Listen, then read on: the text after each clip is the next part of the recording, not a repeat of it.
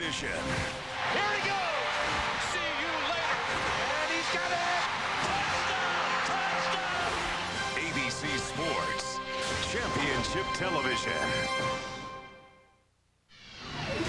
It's College Football Saturday here in Norman, Oklahoma. Memorial Stadium with better than 82,000 on hand as the Ducks of Oregon are in town to take on the Sooners of Oklahoma. Oklahoma, the #2 team in the nation. Hi, everybody.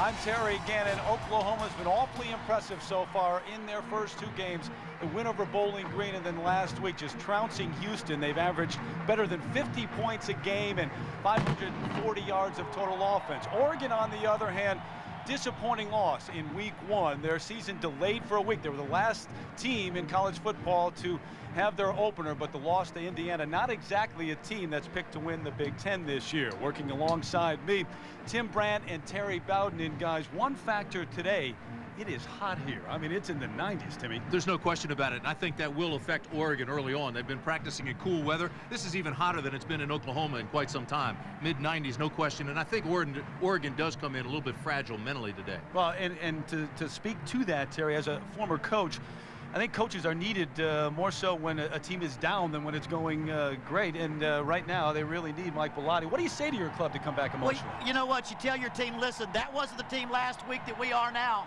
We're a much better team. Take away all the turnovers, and we're a much better team. And the fact that you've done this before. They've had some big wins in the past. Colorado, Michigan.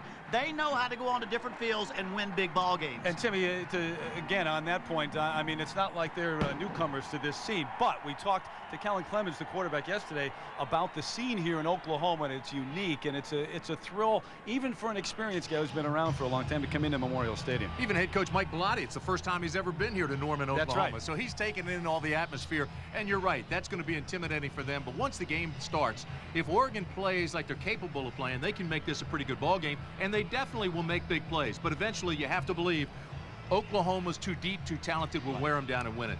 Terry, last year, the finish for Oklahoma, you know, that's their slogan this year, finish, on the T-shirts and everything else, and the disappointing finish. The Sooners have come back strong to start the year. You know, the one thing I've noticed since I've been here since Thursday, attitude. They have a completely different attitude than they had last year, the last 2 games. They now believe themselves again. You got to credit Bob Stoops for bringing that confidence back. It's a whole different ball club. I think this team's better than the one who won the national championship. You talk to the Oregon coaches, they say this might be the best team they've played since Mike Bellotti has got to Oregon. We'll see. We'll set the table even more when we come back in just a moment to Norman. Oregon and Oklahoma set to go.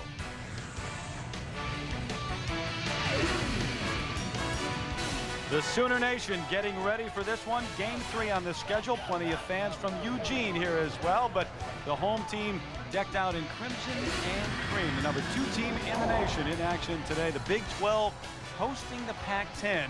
The Oregon Ducks at 0-1, and Oklahoma coming in a perfect 2-0 on the young season. Hi, everybody. Terry Gannon with you. Glad to have you with us here in Norman. You may have already heard there's been breaking news this weekend here in Norman. Yesterday, Bob Stoops announced that Dusty Dvoracek, the all-Big 12 defensive lineman for the Sooners, was dismissed for the team. He was involved in an altercation late last Saturday night in the wee hours of early Sunday morning, which resulted in a former high school teammate of his winding up in intensive care for a few days. Now, the details are still sketchy, but there is an investigation ongoing here in Norman. One thing is for sure, Dusty Dvoracek is out for the rest of the season. They lose one of their captains, so certainly a big hit on that defensive line for the Oklahoma Sooners. And it's been revealed over the last 24 hours or so as Oregon takes the field here in Norman that there's more of a history than we were led to believe with Dusty Dvoracek. He is, of course, not only an all-Big 12 defensive lineman, but a potential All-American, a fine student, but he has been involved in other incidences over the last couple of years. So at this point, all that's been reported is that Bob Stoops has dismissed him from the team. So as Oregon takes the field trying to come back from that loss last week to Indiana, you've got Carl Pendleton starting for the Oklahoma Sooners on the defensive front, and Dvoracek is out for this game and the rest of the 2004 season.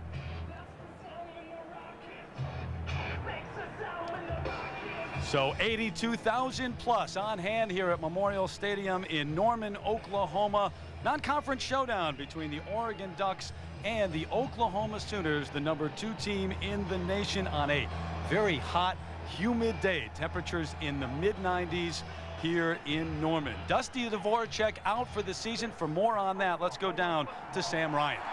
And Terry, with Dusty's latest incident, several other allegations have surfaced leading to his dismissal from the team. Head coach Bob Stoops released a statement yesterday in which he said, quote, "I've learned more throughout the course of the day now and believe there's sufficient pattern of behavior to merit Dusty's removal from the team." Now, those other alleged incidents include reports of a bar fight last March in Norman. The alleged victim suffered a broken nose. No charges were filed because Dusty paid the medical bills.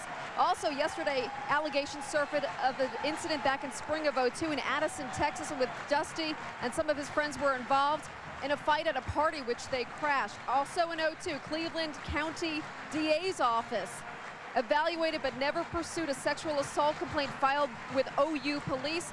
OU's SID office refused to comment on these latest allegations. Terry? All right, Sam, so as we turn to Tim Brandt and Terry Bowden right now, guys, we'll start with you, Timmy. From a personal standpoint, it's awfully disheartening for everyone involved, but what about a football standpoint? How much are they going to miss Dvorak? Well, he was a captain of the team, so I think they're disappointed. But on the field, I don't know, it won't affect them at all. As a matter of fact, they're too deep, too talented, and too experienced to let that happen. Two guys who are playing today, however, are game changers. Let's start with Antonio Perkins, one of the best return guys in the country. He is big, he is fast, he's got great vision. He never offers his body up to the tackler. He's returned 8 kicks for touchdowns. But the guy everybody will be watching today, and eyes will be firmly focused on Jason White. Here's a guy who has the Heisman Trophy at home. He never loses as a starter. He's 17-3. He is very efficient, doesn't make very many mistakes. 51 touchdown passes, and out of every 13 passes that he throws, one's a touchdown. That's his remarkable status. Defensively, boy, if they force some turnovers against Oregon early, it could get ugly. Oregon just need to worry about themselves. They came into the season expecting to have a great year. They didn't expect to have 7 turnovers the first game. 4 fumbles, 3 interceptions. Along with that, just a disaster in their special team play. They dropped punts. They had a field kickoff return, called back. They gave up a kickoff return. You know, you can correct, you can't correct the lack of talent. You can't correct the lack of experience. But the good thing for Mike Bellotti and his team, they can correct turnovers and specialty teams. And right here, this guy, Kellen Clemens, he's a great one. #1 sophomore quarterback in their history. He needs to have a big game. But Terry, they've only had a week to correct it, and they come to Norman to play the #2 team in the nation. Mike Bellotti, Bob Stoops, two of the most successful coaches in the history of their respective programs. Oregon and Oklahoma next. Back in Norman, Terry Gannon, Terry Bowden, Tim Brandt, and Sam Ryan. And Oregon has won the toss, but they have elected to defer, so they will kick off. It'll be Jared Siegel, the senior from Sacramento, and Mark Clayton back deep for the Sooners. What do you think about this decision, Tim? You know, this is the normal decision to make, but I think in this instance it's a big mistake. I want to keep Jason White, Clayton, I want to keep all these guys off the field as much as possible. I don't want to give them the ball right out of the gates. I disagree. I still believe in this conventional way of I doing know things. you do. Get I know yourself you on do. defense. Don't make your offense make a mistake for early. Didn't take long for an argument, not even underway yet. Here comes Siegel. Underway here in Norman. Clayton from 3 yards deep, gonna bring it back out. Got a seam initially. Closes out at the 32. So Mark Clayton bringing it back 32 yards, and the Oklahoma Sooners about to come on to the field, and they're led by a man who has plenty of experience. He'll introduce himself. Jason White, Tuttle High School, Tuttle, Oklahoma. And Jason White, the winner of the Heisman Trophy, of course. You saw the 71.4%, the percentage. He comes out the 6th-year senior. Last year, threw for almost 4,000 yards. 3 receivers to the near side, 1 to the far side. Kewan Jones, the lone setback, as Bubba Moses goes in motion on 1st and 10 from the 32. Quick out, there's Clayton with the catch. Close to a first down, backpedals, and now again close to that stick. Jerry Matson, the middle linebacker, the senior grad student from Edmonds, Washington, on the hit. So along with Jason White. Take a look at our Outback Steakhouse starting lineups, and Kewan Jones, a little nicked up in that win over Houston last week. Should be fine this week, though. And Clayton, of course, the big play receiver. He already owns 7 Oklahoma records at this point in his career. The offensive front led by Jamal Brown, making his 31st consecutive start, the senior from Lawton, Oklahoma. Gain of 11 on the last play. Kewan Jones wrapped up in the backfield. Going to lose at least one, maybe two. Devin Long, the junior, on the stop behind the line. And Long, part of that defensive front for Oregon. Salomono, Valenzuela, Matt Toyina getting a start. Haloti Nada, who missed all of last year with a knee injury, out with a hamstring, although he will play, should play in this game. Matson, the only linebacker with any real experience. Gibson, Tucker, Nelson, and Finney, the secondary. Obviously, they'll be tested, see if they can keep up with the speed of the wideouts of Oklahoma. Here comes Kewan Jones looking for a hole, nothing doing.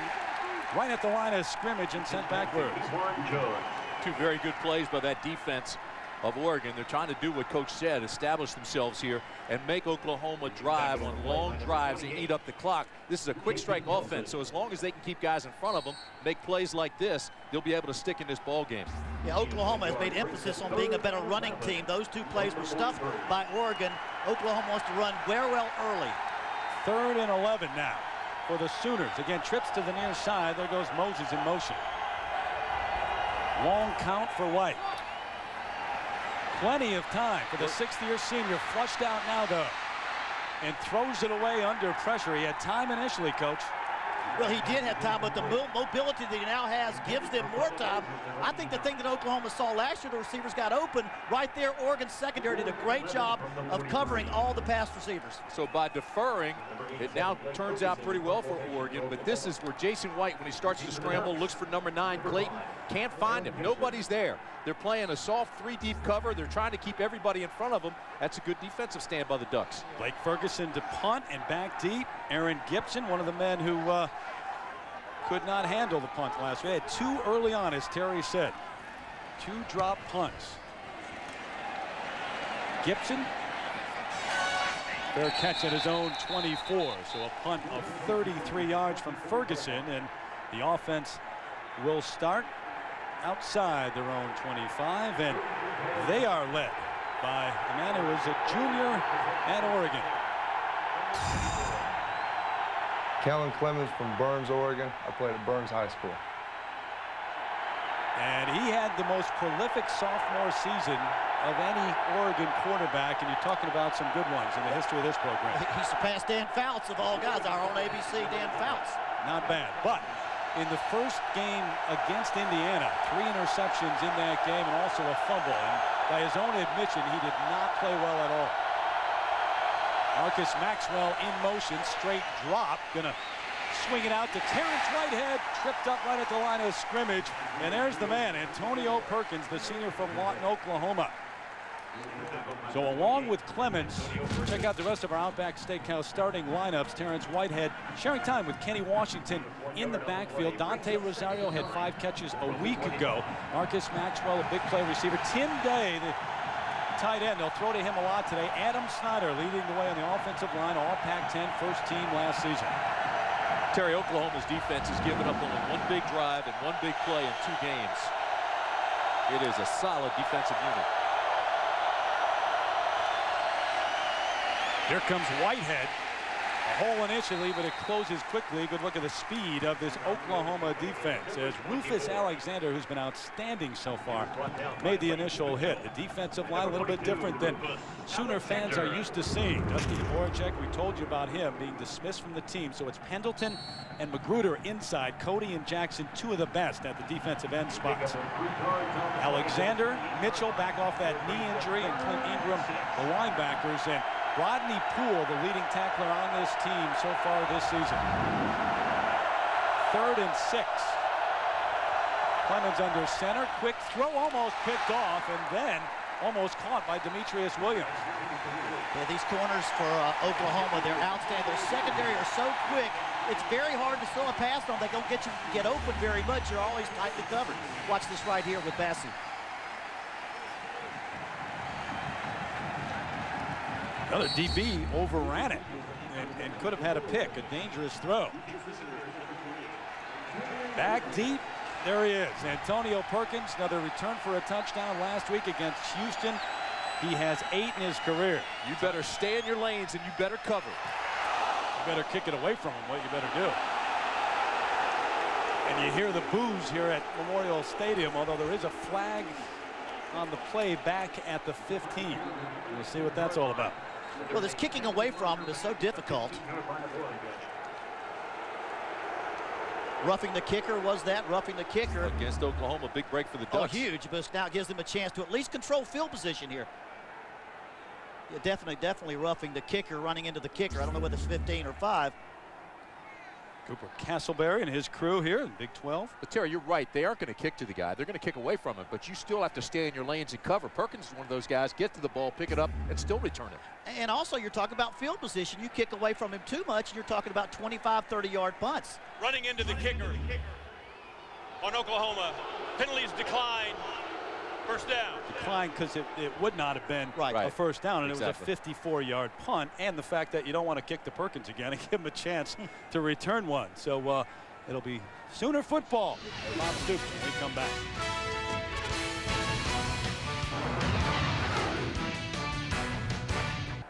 Jason White and the Sooners taking over on offense at their own 18. White in his 6th year and going through 2 ACL surgeries, the right hand, the left foot last year. Even Bob Stoops said hard to imagine him as a Heisman Trophy winner back when he had the injuries and he was sitting out.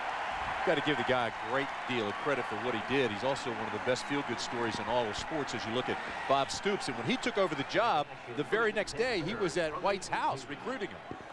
Needed to get a quarterback here and actually revamp the system at Oklahoma, and obviously now they throw the ball often. Clayton on first down, the fumble's loose, or the ball is loose, and it may be in the hands of the Oregon Ducks. Jones got it back, Terry. It looked like Oklahoma got it back, and you see how quickly Oklahoma's trying to get the ball out into space.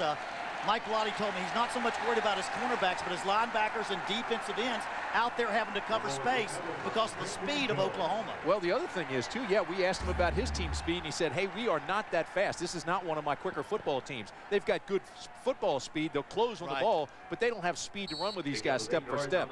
Pretty good coverage. Ball's loose, and here comes Jones to get it. The speed for Oregon is in the youth of the team.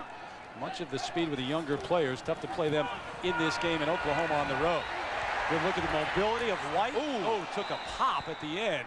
Jerry Mattson hit him at the 27.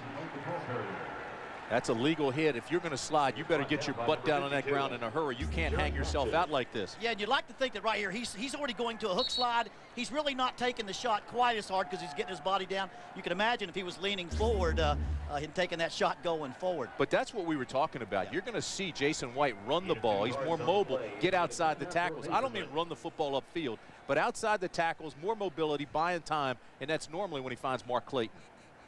He didn't say he's as mobile as he was before the injury. He can get out just better. He's a smarter. Right. But not fast enough maybe to outrun people like there and not get the first down. Well shy of the first down. Bob Stoops with the best winning percentage ever through his tenure, at least in the Oklahoma program. You look at the other Bs, Bud and Barry. That's impressive. How about this? Oklahoma's been successful 70% of the time on third down conversions this year. Mike Bellotti, the head coach of the Oregon Ducks in his 10th year, 75-35 his record, and they have won more games than any other Pac-10 team during that time. So it's 3rd and 1 for the Sooners as they operate out of the eye. Kewan Jones, the tailback. Going to run him straight ahead. He's got the first down near the 30-yard line. Best offensive line in the nation. There's no question in my mind. Best offensive line in the nation. And when you're successful that much on third down conversions, it just opens up the playbook for Jason White. Send it back to New York very quickly to John Saunders. Tackle to the left side, a gain of about 2 for Kewan Jones. So Tim, if they've got the best offensive line in the country, they've got the returning Heisman Trophy winner, and maybe as good a wide receiver core as anyone in the country. It's not a bad offense. No, and that's what I was saying earlier. I really believe this team is better than the Oklahoma team that won the national championship. I agree with you on offense. Defense, they lose Lehman, they lose Harris, they lose Strait. I don't think they have the leadership on defense yet. They could be the best defense, but they're not yet. And now Dvorak is out for the season, dismissed from the team. 2nd and 8. Gonna run it over the right side.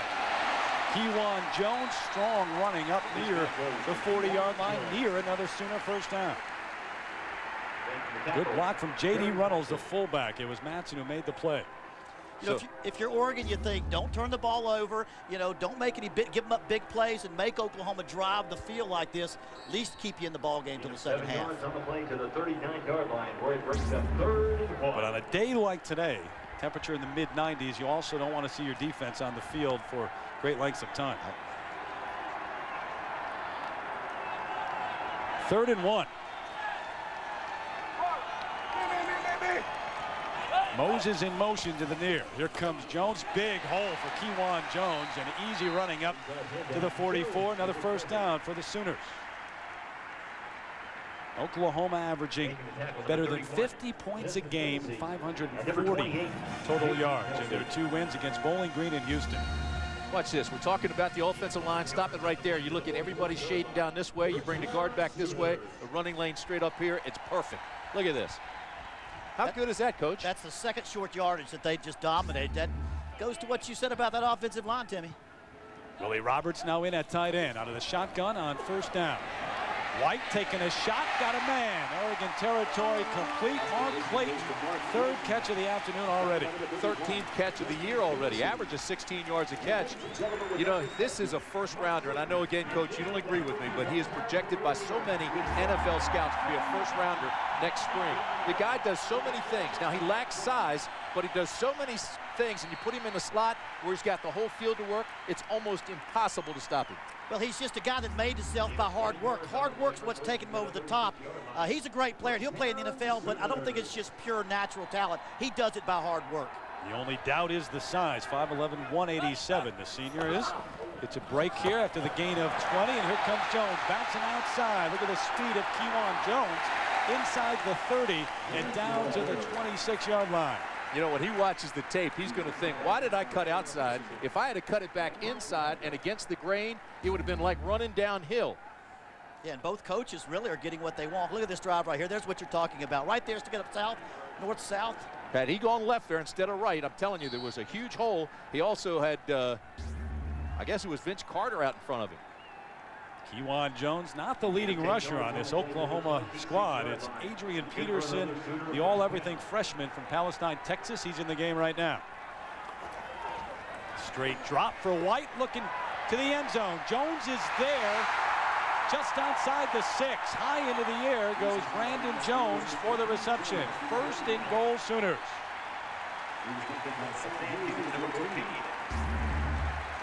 Defensive back was in position here. Look, he couldn't find the ball. He's into position to make the play. Sam Hughes, now jump up there right here. He could not find the ball and make the play. It was lofted a little bit. Right now they're showing too much respect, playing too soft.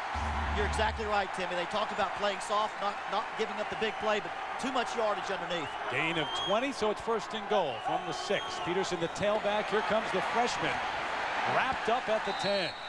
Jerry Matson's been active already in this game.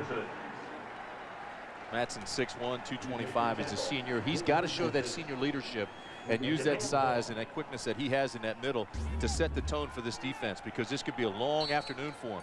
They want to make these long drives, and here they get the penetration. They stay in their lanes on the backside in case he cuts back and made a nice defensive play. Well, and again, they run with east and west very good, but they don't have a lot of depth. Matt Toina, I think, plays backup at a lot of the positions, not 7 or 8 players in that front 4.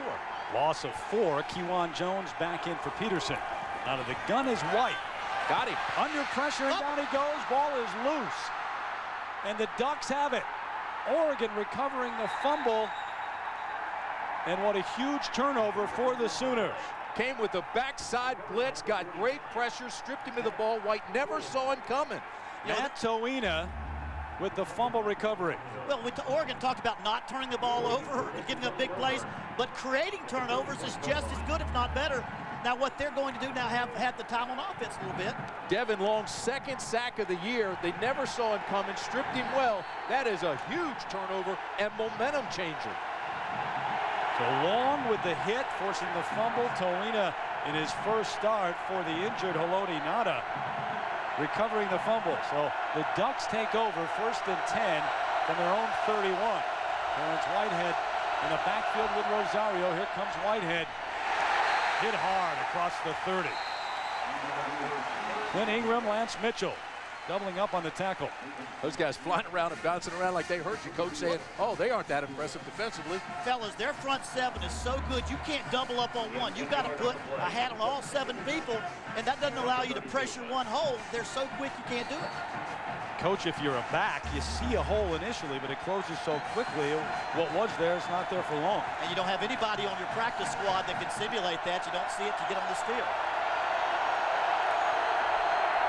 So it's 2nd and 9 as Kellen Clemens, the junior from Burns, Oregon, brings his squad to the line of scrimmage. Going to go back to the shotgun now. 3 receivers to the far side. The shovel pass, and Whitehead wrapped up right there at the 30. There's the speed, Lance Mitchell. That's the play that Lee Grosscup made famous at Utah. A little shuffle pass. You know, it's a terrific play, but if it's covered well like they did here, you're not going to get anything out of it. Everywhere I've ever coached, it's been called Utah. That's all we call it, right or left Utah. That's it. Shuffle pass. That's the couple. Lance Mitchell showed there he has no lingering effects from his knee injury he had last year, missed the season. Just as quick as the year before. Led the team in tackles the year before that. The senior from San Francisco did. So 3rd and 11. Clemens hit as he throws. The ball is loose, incomplete. Incomplete pass. Larry Burdine, the sophomore from Lawton, Oklahoma, got there. They calling out a fumble? He ruled incomplete pass right away. How about that? Larry Burdine kind of skated around the outside like he likes that ice skating we heard yesterday. Right there. That's a good call. It was coming forward. Yes, he was coming forward. Yeah, the first college football player I've ever heard at the figure skating. Watches you on figure skating. How about that? You're right there in Oklahoma. I'll tell you, he's one of the few 6'5", 255-pound figure skating fans in the world. Few. The sole one. Antonio Perkins, there you see the 8 returns for touchdowns. Of course, 3 against UCLA last year. And it's David Dittman, the junior, the transfer from Redding, California, out there for his 2nd punt. Another line drive punt. Perkins trying to come over to return it, but they're going to boo him every time. You have field position. That's what we said. You cannot do that every snap without losing incredible field position. But what do? Well, the last one was 54 yards. That's fine, but this one's only 37 yards. Well, the last one hit and rolled. Back to Norman in a moment. ABC Sports presentation of college football brought to you by the new Chevrolets. 10 new cars and trucks in 20 months. An American Revolution. Dr. Pepper and your Dr. Pepper bottler. Be you. Nothing's better, Dr. Pepper. Allstate, a proud sponsor of the Bowl Championship Series. And AOL for Broadband, proud sponsor of 1st and 10. Oklahoma taking over 1st and 10 at their own 33-yard line. 5:06 left in this first quarter. So Jason White, the Heisman winner, one of 8 to win it and return, facing this defense from Oregon. Well, and they're setting the pace here for the Ducks. This has been impressive because here's Matson comes with pressure here. And then, of course, Long with the strip and the sack. He takes it away from White. As long as they do that, every minute goes by, their confidence continues to build. Peterson in now in the backfield, gets the call, fights his way across the 35 to the 37. We're talking about Larry Burdine being a figure skating fan. Let's get more on that from Sam Ryan. And Terry, Jamal Brown is his cousin. When I asked him to describe Larry Burdine, he said, you know, he's weird, he's sensitive and stuff. Well, Larry said, hey, I do have a soft side. I grew up with 3 sisters. He picked up these when he was a teenager. Danielle Steele novel. He said he read about 3 or 4 of them. He also told me he watches Lifetime television for women. He loves those movies of the week. And then he did confess to figure skating. He said Oksana Bayul, Terry, is his favorite. The only college football player that's ever known the name Alexei Yagudin. Yes. They can even say it. I know. Well, you really can't take the guy you know, and cut him down for that. I mean, same interest as Terry Gannon. Yeah. Jimmy, take that 2-2 off on 3rd and 3. White out of the gun. Quick out. Got Will Peoples. And a first down for the Sooners. Although they were playing man coverage on defense, still so much respect they're giving him. Play too far off. You're not doing any good playing man coverage that far off. That's their game plan. It's unquestionable now. It's obvious. They're trying to get as much pressure up front as they possibly can. They're filling the running lanes, and they're playing and trying to keep everything in front of them in the secondary, which tells me this is not one of the best Duck secondaries that they've had. I mean, they lost Stephen Moore and, of course, Keith Lewis last year. They're trying to keep everybody in front of them. The team that was 103rd in pass defense last year. So it's not been a strength of this Oregon program for the last couple of years. Kewan Jones near another first down into Oregon territory. That's the Oklahoma zone running play. They don't have many running plays, but the zone play right here, watch, he can take those linemen, zone out, they step forward, they block whoever gets in front of them, and the back can cut any lane. He finds a lane and just keeps running to it. One play, 3 or 4 different ways it can break. Gain of 8 for Kewan Jones, the workhorse already this afternoon. Got nicked up, as I said last week, didn't get a whole lot of playing time against Houston. Moses in motion. Here comes Kewan, cuts back, wrapped up, fights his way down to the 42. Almost stopped shy of the first down, but fought his way. And it was Nada who was in there, Haloti Nada, initially, who hit him. A sophomore from Salt Lake City who missed most of last year with a knee injury. Reminder, at the conclusion of today's game, we'll select a Chevrolet player of the game from each team. Chevrolet will make a $1,000 contribution to each university's general scholarship fund. Here comes your history lesson, fellas. Oklahoma has never lost to Oregon in its history. Is that a true or false? Oh, that's a fact. Well, I'm waiting for something else. That's a fact. 4-0 against them. White looking for Peoples, overthrows the intended. Had it wide open there. Should have made the completion right there. Peoples, number 29. Depending on the play, number 31. The last time these two teams met, though, was back in 1975. And I want to say this again, although their confidence is going up with Oregon, they've been on the field a long time. A lot of guys are sweating. The humidity is getting to them. They may have confidence, but you got to wonder how much water they're going to have in their bodies in the second half. Although Bellotti told us before the game, he wants them to be able to work for everything they get. He wants long drives because this is a quick strike offense, and so far he's held them pretty tough. White 5 of 7, 64 yards. They keep it on the ground this time, though. Kewan Jones to the 40. No, you're exactly right, Timmy. This is exactly what Mike Bellotti wants to happen for Oregon. Everything is hard to get. When it's hard to get, it takes time. You come into this game and you know that under Bob Stoops, Oklahoma's had 187 scoring drives of 2 minutes or less. You say, if we can make them earn for every inch they get here, we're doing okay. Over 100 points in their first 2 games this year. They can score points. 3rd and 9, and so a 4-receiver set. White out of the gun. Behind, toss it out. Here's his back. Kewan Jones got a load of room. Run out of bounds inside the 20 at the 17 by Justin Finnessy. Boy, that was set up so nicely. They felt that Oregon was being so aggressive and pressuring upfield that they just said, all right, let them come, and we'll set the screen. 3rd and long, the defensive line wants to get to the quarterback, see how much they pressure, and the linebackers know they've got a pass that needs to be 10 yards deep, but they forgot about the screen. It takes advantage of deep drops and quick pass rush. Separation between defensive linemen and the secondary. Nice block. And now it's just how much he can get. Gain of 23 for Kewan. So 1st and 10 at the 18. Gets the call on the ground and fights his way for maybe 1.5 yards, 2 yards. David Fayeteta on the hit. Freshman from Medford, Oregon. A lot of youngsters on this team for the Oregon Ducks. We lost 7 starters off this defense, a couple to the NFL. 2 off the defensive line early in the 2nd round, and the coaches felt like their defensive line, though, would again be the strength of their defense. Great tradition of defensive line with Oregon. Brings up 2nd and 9. Peterson in for Jones. Here comes Adrian dancing, and now lowering the shoulders and straight into the line inside the 15 to the 14. Peterson, who gained almost 3,000 yards in his senior season of high school. That's amazing. You know, offensive running backs coach Cale Gundy just reads off his numbers like an auctioneer. 6'2", 210, 4.4 speed in the 40-yard dash, 11-foot broad jump, 39-inch vertical leap. He knows all these numbers. So what you do is you just reload. You let Jones bang him down most of the first quarter. Now you bring in a young freshman with fresh legs. That's like a sickle and hammer. Got another one too, DJ Wolf, a freshman who they say is almost as good as Peterson.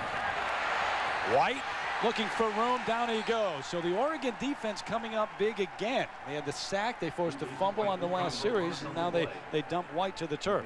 Doing a great job. Oh, the second time looks like they've stopped him in the red zone, or at least held him to a field goal attempt. And although Jason's been more mobile, you'll see the quarterback, his mobility has been good, but either the receivers have got to get open or you've got to hold the pressure. J.D. Nelson was the guy who fired early, Tim. They're playing on the edge, Terry. They're not taking them head up. They're playing on the edge. They're stepping a little bit, kind of shoot the gaps, and they're slanting a lot, forcing them one way. So Trey DiCarlo on for a try from 35 yards. Going to place it down right at the 25. But not before we hear the gun, which scares me to death every time I hear that thing here. Nothing at the end of one. Who would have thunk it? Well, the longer we go, the more confidence Oregon has as they hang in here. So scoreless tie at the end of the first. Back with more from Norman after this message and a word from our ABC station.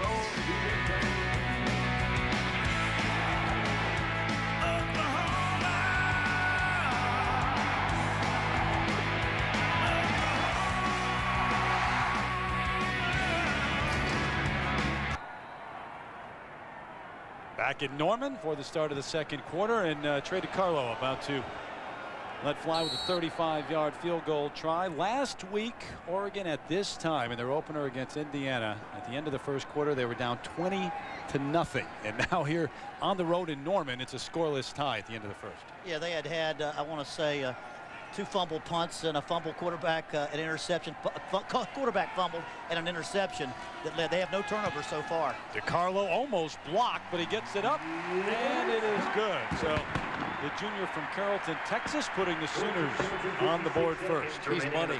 He's money. Single season NCAA record holder with 74 PATs last season. Field goals, as you mentioned, now he's 3 for 4 on the year. He is just a solid kicker. So you get down in the red zone, you get a good snap, you know you're going to get points.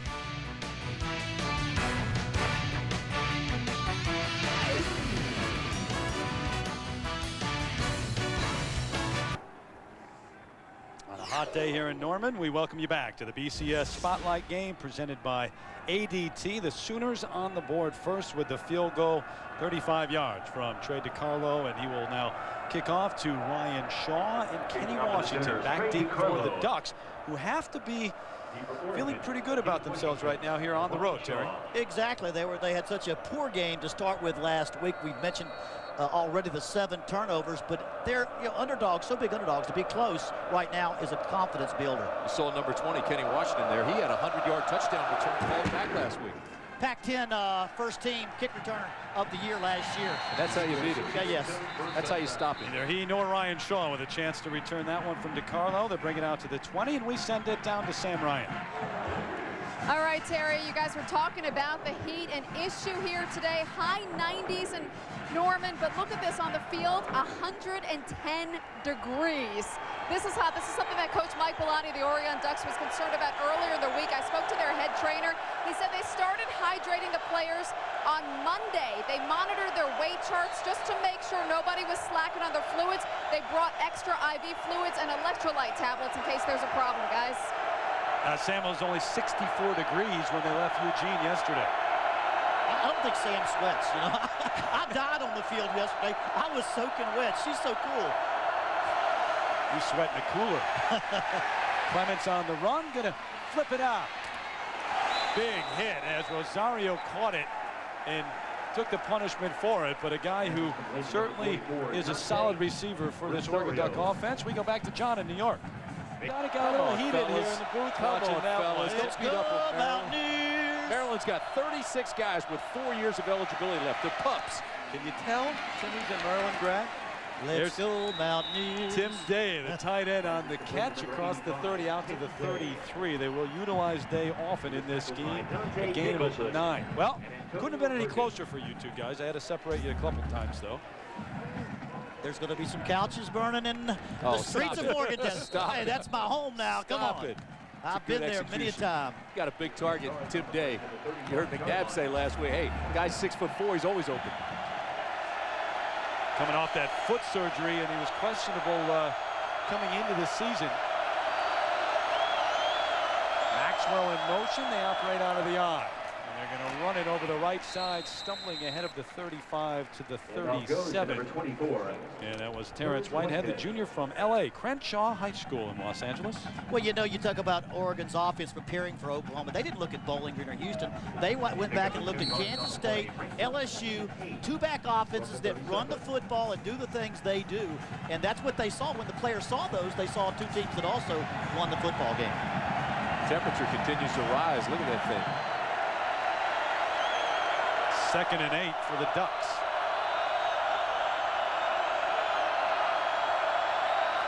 Crowd trying to get the defense into this. Quick out, complete. Demetrius Williams, a big play receiver across the 45. He should have an Oregon first down. Gain of 9 on the play. Got plenty. A reminder this fall on ABC. They survived the crash, but can they survive the unknown? Lost premieres Wednesday at 8, 7 Central, only on ABC. Good looking promo. Eric Bassey that time made a poor pursuit angle. If you saw that, took the wrong angle, and the receiver ran right past him. So they moved the chains. 1st and 10 for Kellen Clemens, who shared time with Jason Fife last year. The job is his. Going up top to Williams, and there's the contact. There's the flag. Eric Bassey on the coverage, but Demetrius Williams went down hard. You know, Williams, very emotional guy, but he's got to be careful. You saw that official, the back judge there, looking at him. You don't want to throw a flag on that when you just got the call for interference. Yeah, and for Bassey, Eric Bassey, this is tough because you're trying to cover the receiver. The ball is thrown way on your other side. The receiver ran through you. Watch here. Eric Bassey's covering the field very good. He's playing perfect position. Well, watch the ball thrown past him to the other side. The receiver runs into him. Pass interference on number 13 of the defense. 15 yards from the previous spot. Automatic first down. Because the last step, that receiver's got every right to go after that football. In the last 10 steps, he never even put his head back to look where the ball was. He was looking at the receiver and ran right into him. That's a good call. I'm just saying Eric Bassey could not have done anything to, he had to watch the receiver's eyes to find the ball. Never would he have thought that ball was on his backside. It's interference anyway, and it's a good call. Whitehead in at tailback. Out to the 15-yarder.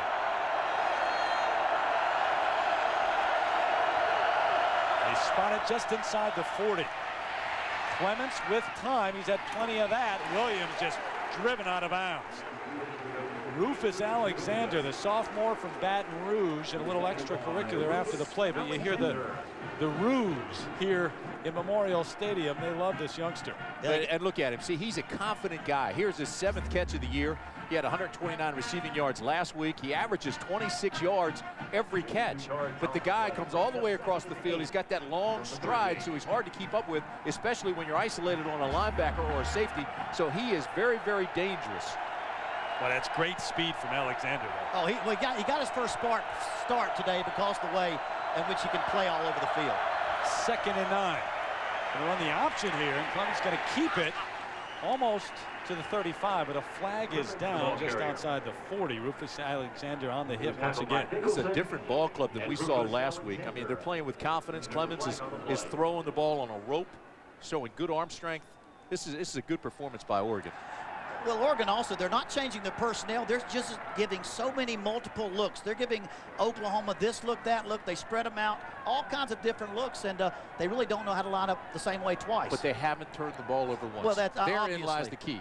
Obviously, that's the most important thing, and that's what the 7 turnovers last week. Can they correct that in 1 week? Yes, they can. Offsides on number 80 of the defense. He lined up in the neutral zone. The penalty is 5 yards. It's still 2nd down. I'll tell you, it's Oklahoma, Terry, making all the mistakes. Dan Cody, the senior who just made that mistake, and all Big 12 performer, one of the best in the nation, and allowing Oregon to move the ball right down the field. Oregon with no penalties in the game. Top of your screen right here. I mean, you know, Clemens is not a great option runner, but it gives him something else to have to look for. Kenny Washington, the senior from Brea, California, now in at tailback. Going to give it to him, dances one way, cuts back the other, and stopped at the 32. Again, the ruse hail down. It's Alexander. He was run down by Rufus Alexander.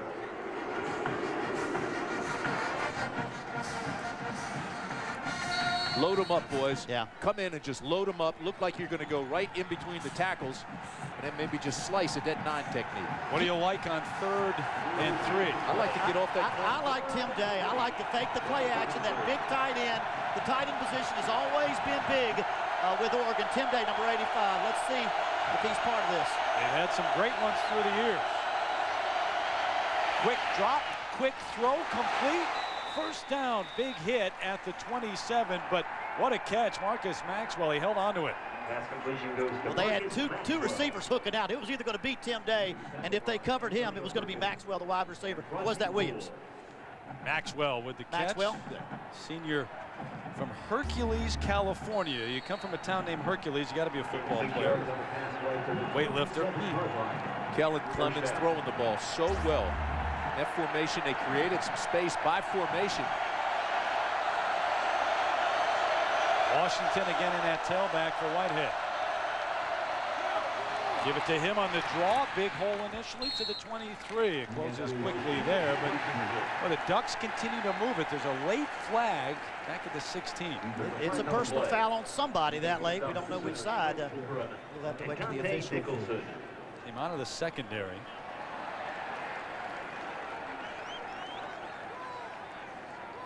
You like the fact that they're naming the numbers this year for the first time in college football? You know, they started doing that halfway through my profession, telling the coaches what number. It was wonderful. I think it allows the fans to who understand the game and want to know what's going on. It allows them to be in the game even more. Yes. It would have been embarrassing when I was playing. I was the most penalized guy in the ACC. You led the league, didn't you? Yes, I did. Yeah. Get that brand out of there. And a cheap shot artist. Get that brand out of there. No, it's good for the game. It's good for those who watch on TV. Those in the stands get a chance to decide for themselves who broke down, where the play broke down. There was no foul on the play. Boy, the Boo Birds out today, huh? They're either ruse or booze. Right now they're booze. Took a long time to decide that, but Clements looking to the sideline, get the call. It's 2nd and 6. Now, if you're the quarterback, your mindset is, we're down here, we've got to get points. We're in the red zone, we've got to get points, but you can't turn the ball over. Yeah. I'd like to pass here and the run on 3rd down. I load. Going to keep it on the ground. Washington trying to get outside, can't get there, and there's another face flag mask in late. It's face mask against Oklahoma, and it's going to be Burdine.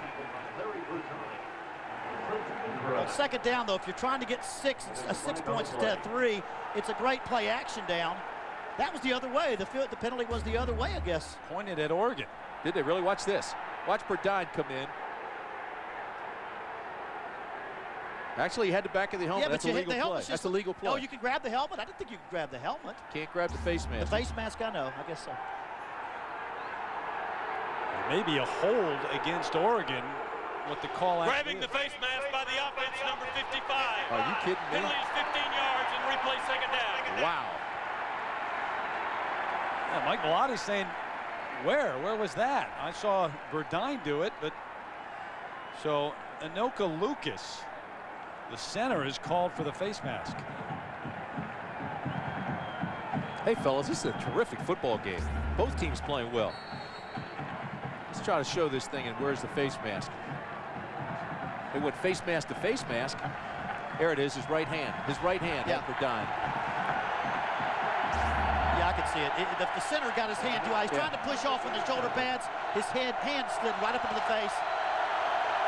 Quick moment that his finger was on there, but good call by the officials. So 2nd and long, Clements under pressure just throws this one away. Garen Strong was there, but he threw it out of bounds. Dante Nicholson was all over it. It was a great call. Last week. See what he's saying? He's saying he was still in the pocket. He was still in the pocket. Let's see if he gets out of the tackle box. He can't throw it like that unless he's out of the tackle box. Pretty close. Yeah, but you know what's good about this? Last week he threw interceptions. When it wasn't there, he forced it. Although I thought they called it. Yeah, you know what? The receiver was over there. He had to throw over the defender. Oh, I don't know. Tim Strong was there, but he threw it about 4 rows deep into the stands. Boy, it's close though. Now you're out of field goal range. Yeah, you got to call that. I think you got to call that because he threw it so high up he wasn't trying to throw near his receiver. Intentional grounding on the offense. There was no receiver in the area, and the passer was still in the pocket. It's a loss of down, 3rd down. Bob Stoops made that call. You think? You saw it. Right away, you could read his lips. We had a great picture of it. And there was a receiver over on the sideline. Maybe not in the 3rd row. Yeah, I was going to say, if you throw it 40 yards over his head, I'm not sure that's in the area. And Belotti's right. He's yelling at him saying that was a late flag, and you let Stoops call it. Here's your receiver right here. He's near the tackle box. Here comes the pass over here. I think Mike Belotti's got it. He's got a good reason to be upset. Yeah, there was a receiver there. Garen Strong was there, but it's going to bring up 3rd and 32. Remember, the Ducks were knocking on the door just a few moments ago.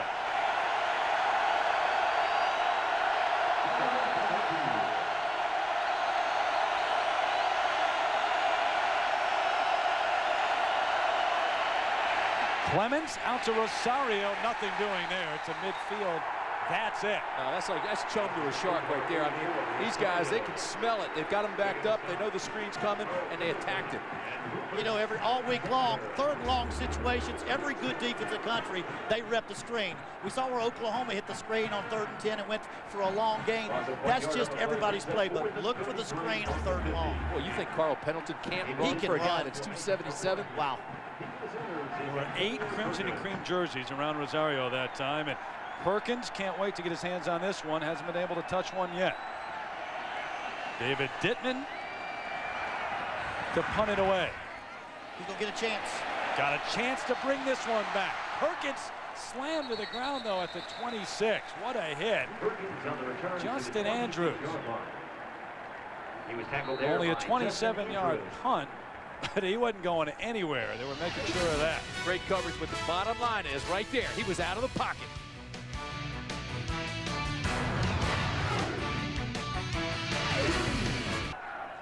This is what Terry Bowden needs on the road with him at all times, to keep the sweats away. How about that? Those are cool-down caps. We talked about the humidity problem. They're going to try to prevent it, be preventative in this, and get it before it happens. All these headgears are icing down and lowering the temperature, and keeping that head cool is awful big. Don't want any hot heads. 96 degrees here. Although the clouds have rolled in a little bit, so I think the sun has gone down at least for the moment. White looking back. That's Dante Hickson who catches it in the backfield, and the ball's loose, but after the whistle. Marquise Benz made a great play, Terry. He read it from the get-go. It was a backside screen. He read it. He reacted. He made the tackle one-on-one. This is perfect. You know, they play smart. You talk about a fast defense. This defense doesn't necessarily have speed. They have accuracy of movement. They go the right direction quickly. The only thing is, as a coach, you tell him, all right, keep your feet, though. He went to his knees on the tackle. Keep your feet, run through him, but that was one heck of a football play. Oregon is recognized as a fast defense because of how quickly they get the ball. They don't have the great speed like Oklahoma. Clayton goes in motion. Hickson again in at tailback. Out of the gun is White. Quick throw right through the hands of Travis Wilson. Should have had it. Well, time now for our Aflac trivia question. Last time these two teams met, here's your question. How many pass attempts did Oklahoma quarterback Dean Blevins, former colleague of ours, have in that game? There's a reason why Jason White is setting records at Oklahoma, and why part of the answer to that question. That's right. Got to be looking for number 9 right here, Mark Clayton. 3rd and 13, again out of the gun. Looking for Bradley this time. He's got it at the 40. Nice catch. He stayed inbounds. Mark Bradley, the senior transfer from Pine Bluff, Arkansas. But you know, he had Mark Clayton open right below him. I thought he was going to Mark Clayton, but he had both of them open, went for the deeper route. A little tougher completion, but he gets it to him. Runs him off. It's a good play here by the DB, though. Stayed with him. That's a great throw and a great catch because the coverage was perfect by Gibson. Well, they blitzed the secondary and did not get to the quarterback on time. When you do that, you're going to get somebody open. Gain of 17. He wasn't open by much. No, number 8 was. Flags before the play. Adrian Peterson is going to come back. I mean, if you're that DB and you're the coach, you tell him, hey, that's great coverage, son. You're going to get one of those. You'll pick it off. Not much more you can do. Well, that was just a perfect throw. Mark Clayton was prior to the snap, a false start on number 52 of the offense. Penalties 5 yards, still first down. No, Mark Clayton was the receiver that was wide open. He just wanted to get the longer yardage, so he had to throw it perfect. Chris Bush going to disagree with all of us. He doesn't like the fact that they call out the numbers now. I'll tell you, the thing that jumps out at me, Terry, that's 3 penalties now against Oklahoma here in the first half. Well, you saw Jason White miss a pass a little bit high. They're just a little bit off. Inside give. Peterson with a big hole. Bouncing outside. Across the 40, run out of bounds. Inside the 35, the freshman Adrian Peterson. Gain of 32 and a key block from Jamal Brown to spring him. The key for Oregon is that they haven't given up big plays. The reason it's only 3-0, Oklahoma has had no plays over 25 yards until now. The freshman Adrian Peterson. Here's his read. These guys cheat up at the line. Watch, just before the snap, they'll all come up on the line of scrimmage. Watch this. Here they come. Let it go now. Look at it. Here they come. He reads it, and then that just opens it up. Knows if you get past that line of scrimmage, you've got some room to run because everybody was cheating up on the line. You know, they don't audible a lot, but they have either ors at the line. Run it this way or that way based upon what you just showed us. Based upon the defenders being on the left side, he checked off to the play on the right. Left. Peterson on first down, ahead for maybe one. Inside handoff to Adrian Peterson. Jerry Mattson on the stop. That's tackle number 37. Grad student from Edmonds, Washington. Already has his degree in business. Quick snap, leaping over is Peterson, run out of bounds. Well, here's a guy who's 6'2", 210, a true freshman who comes in along with DJ Wolf, another true freshman, with Kewan Jones ahead of both of them as there is a flag down on the far side of the field. Terry, everybody in Oklahoma is anxious to see Peterson find the confidence he had in high school. #1 player in the nation last year, ran for 32 touchdowns. He is special.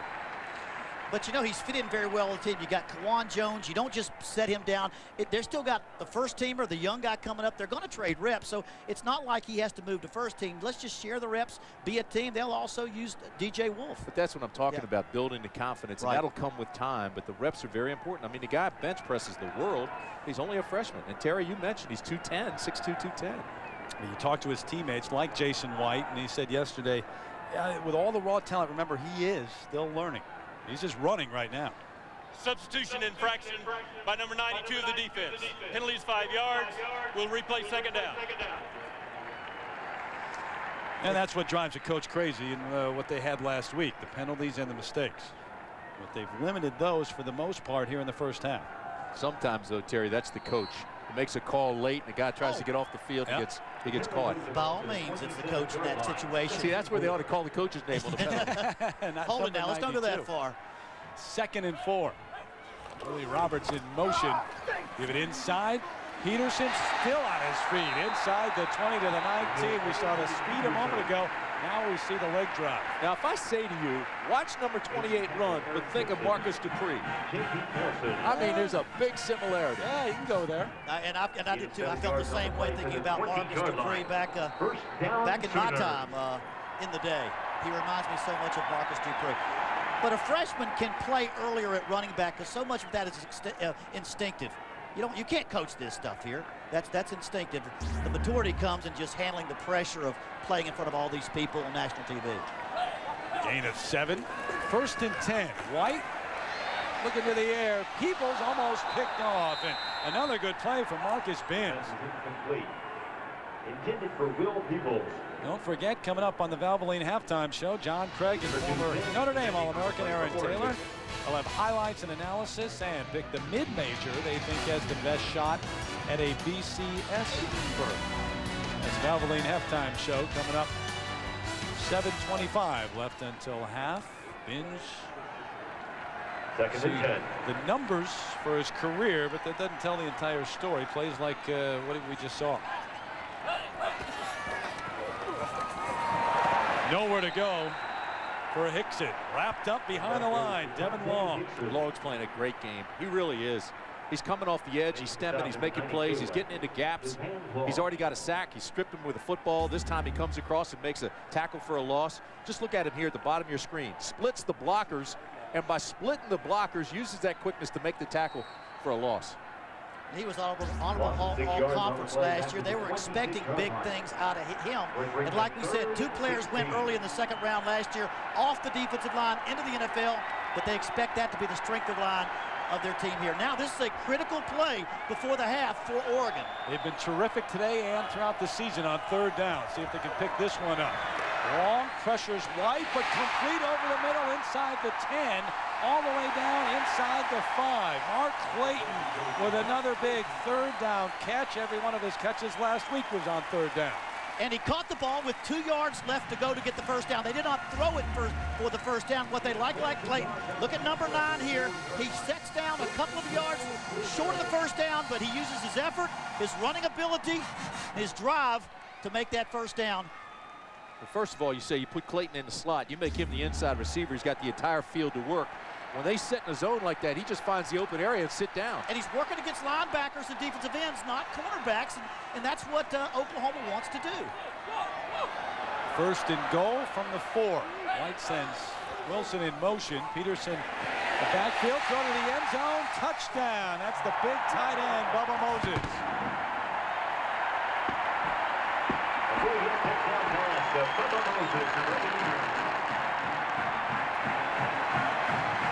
Impressive drive for the Sooners. And disheartening for the Oregon defense. They've played so long, so hard, with so many big plays, but they find themselves 10 points down after all that effort. That's disheartening. They gave up one big play to Adrian Peterson. Rucky, if you're going to have play action on goal line, 1st and 10.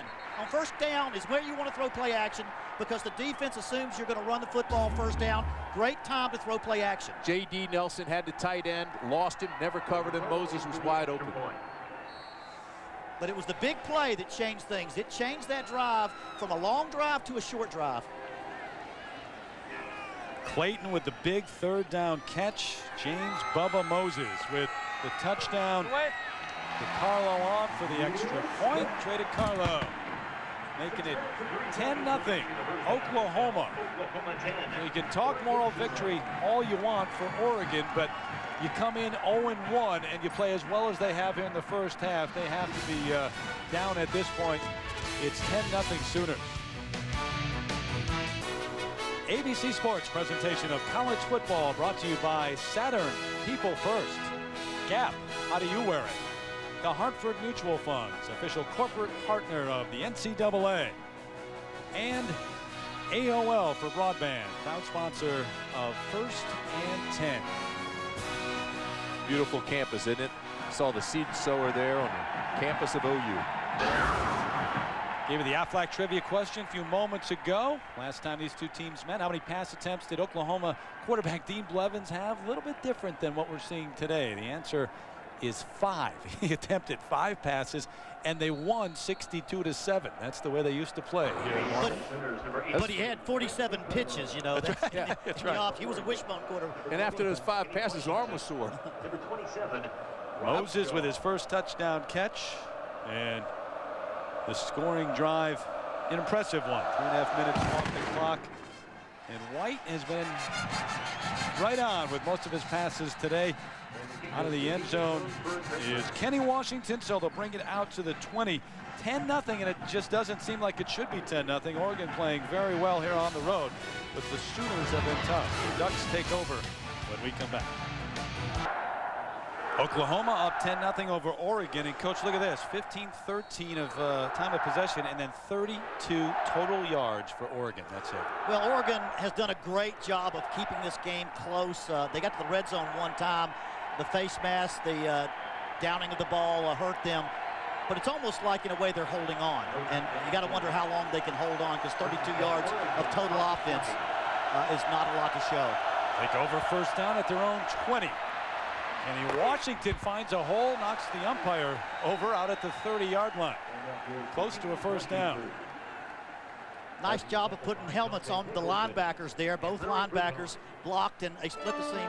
Probably the most positive run they've had this game. Umpire's part of the field. He's got to get out of the way. That's not a good play on his part. Got to keep his head on a swivel and get out of the way.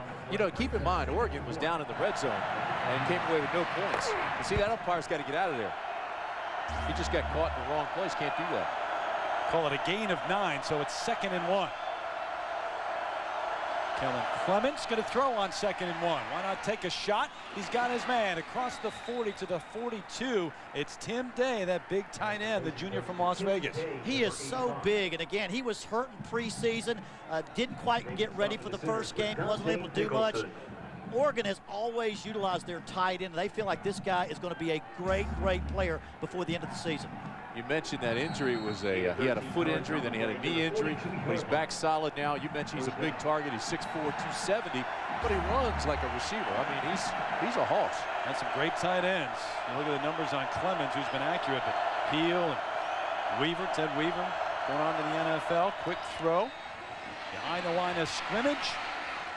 Quick strike out to the freshman Cameron Colvin, who is from Pittsburgh, California, and De La Salle High School.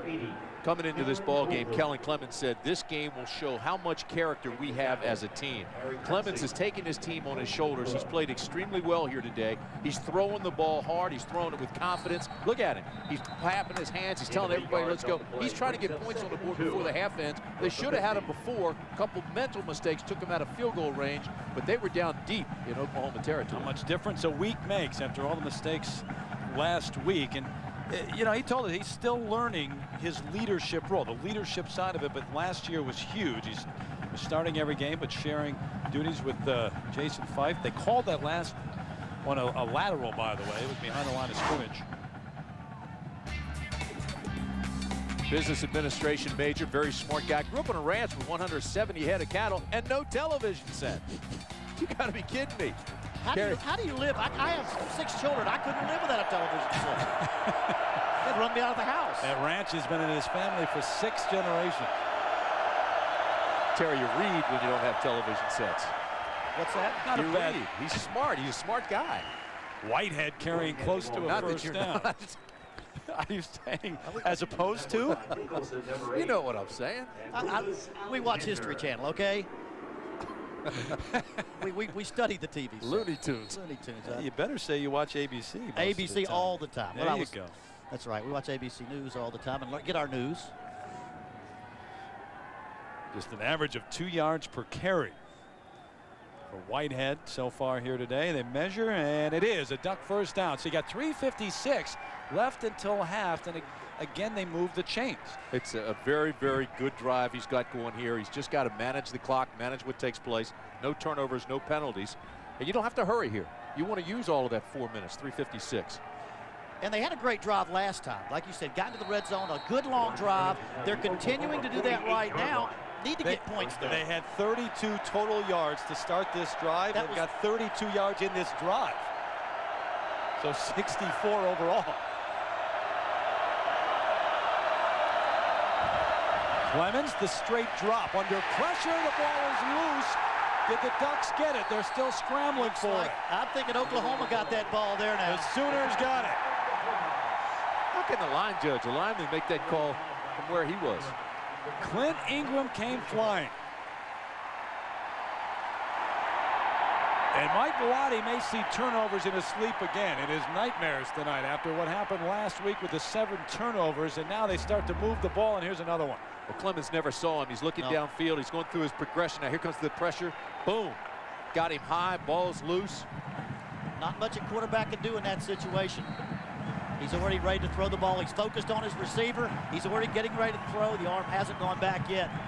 You got to give him a little more time than that. Came high at the head, though. I mean, that was awfully close. His hand is up that helmet again, that face mask area. So now the Sooners have 3 minutes and 33 seconds until half.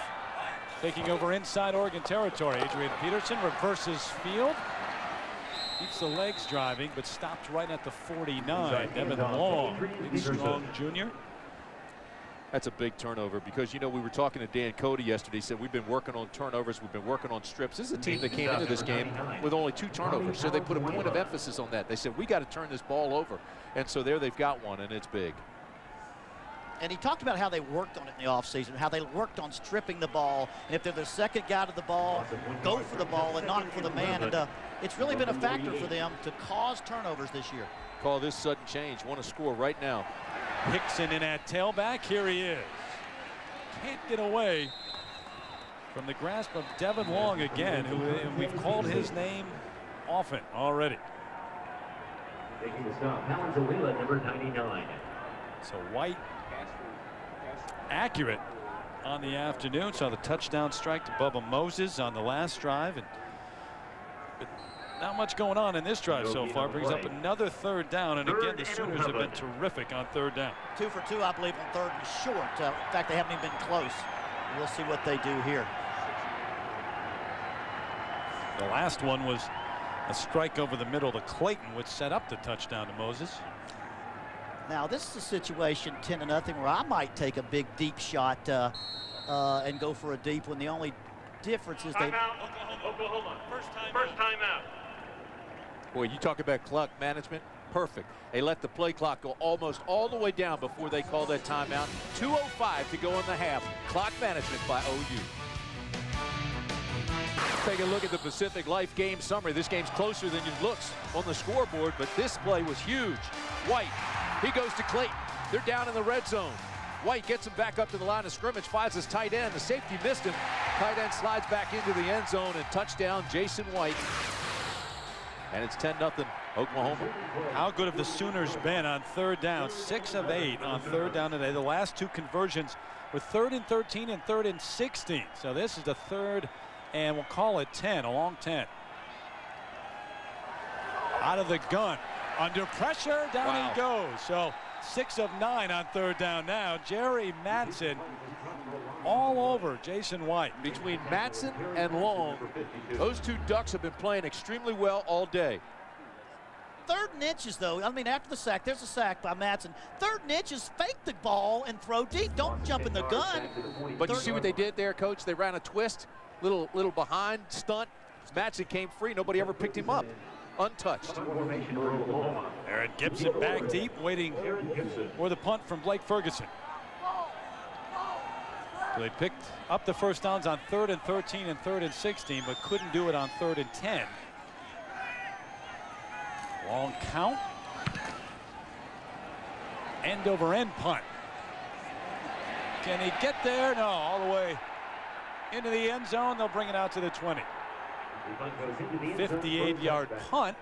You'd like to get a couple of those back. Don't forget, we got the Valvoline halftime show coming your way with John, Craig, and Aaron in just a few moments. We'll take a look at who they think the mid-major will be that has the best shot at a BCS berth. John handling the ball awfully well for a big guy. How about this big guy handling the ball at the Heisman pose? That's all right. We're thrilled to have Terry out of the studio. Made the traveling squad. We got him with him up here in the booth. I'm back in the middle, folks. Love it. Out to the real world. Out to the X and O place. You got to call it like it is. Ducks. X and O this. How do you get points on the board for the Ducks? Yeah, got 1:09 now. They take over 1st and 10 at the 20. Rosario, the lone setback. Clements throws it out, complete, out of bounds, and there's Marcus Maxwell, the catch.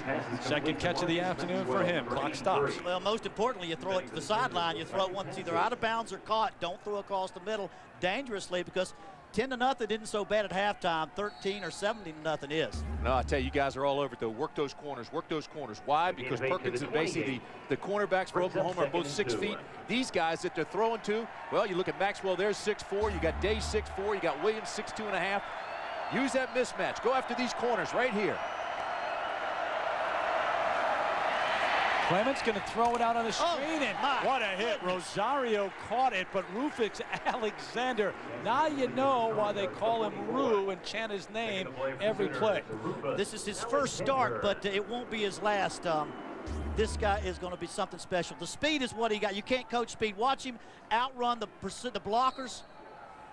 Yeah, he dropped it before he had control, so they're going to call it an incomplete pass, and that's a good call. Stites has to get out there and make that block. He was slow getting out there, and that was the difference.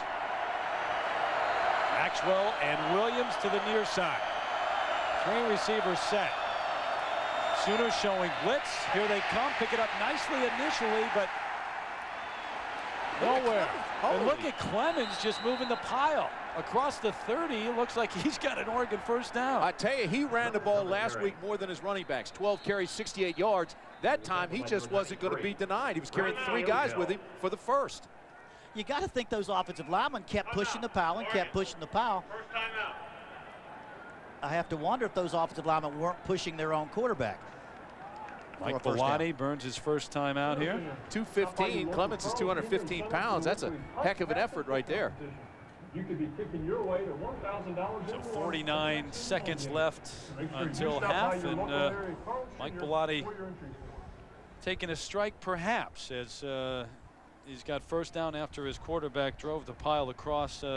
Terry Gannon back with Terry Bowden and Tim Brandt. You got to be careful here, though. I know you want to get a strike before the half, but again, stand up, coach. You don't want Kneel.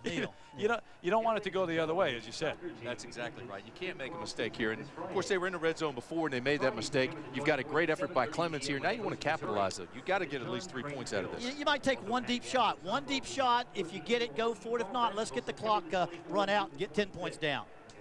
Well, Kellen Clements going to lead his troops back out. He talked to us yesterday about what a thrill it would be to step on this field to play a game.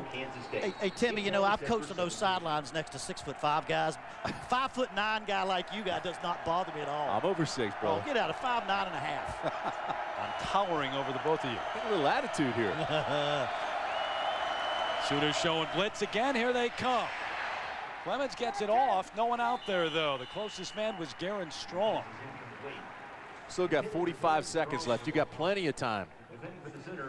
Well, what's happening now is you're going to have to look at possibly not running the clock out and having to face punt rush and punt return by maybe the greatest punt returner of all time, That's right, Antonio Perkins. All right, well, let's talk about this, Coach. You got 45 seconds left. You've got 2 timeouts left. You can move the chains and stop the clock. What are you trying to do here? But don't answer him right away now. You know, I mean, take some time to think. I would run the clock out. I know you probably thought he's going to pass downfield. I would run the clock out right there. Clements with a move outside, cuts back now, ducks his head out at the 37. Fortunate to get out of there. They burned the timeout here. Yeah, they got to take it here. Oregon, second timeout. Lance Mitchell has blitzed every time throughout this series. He's been coming after Clements.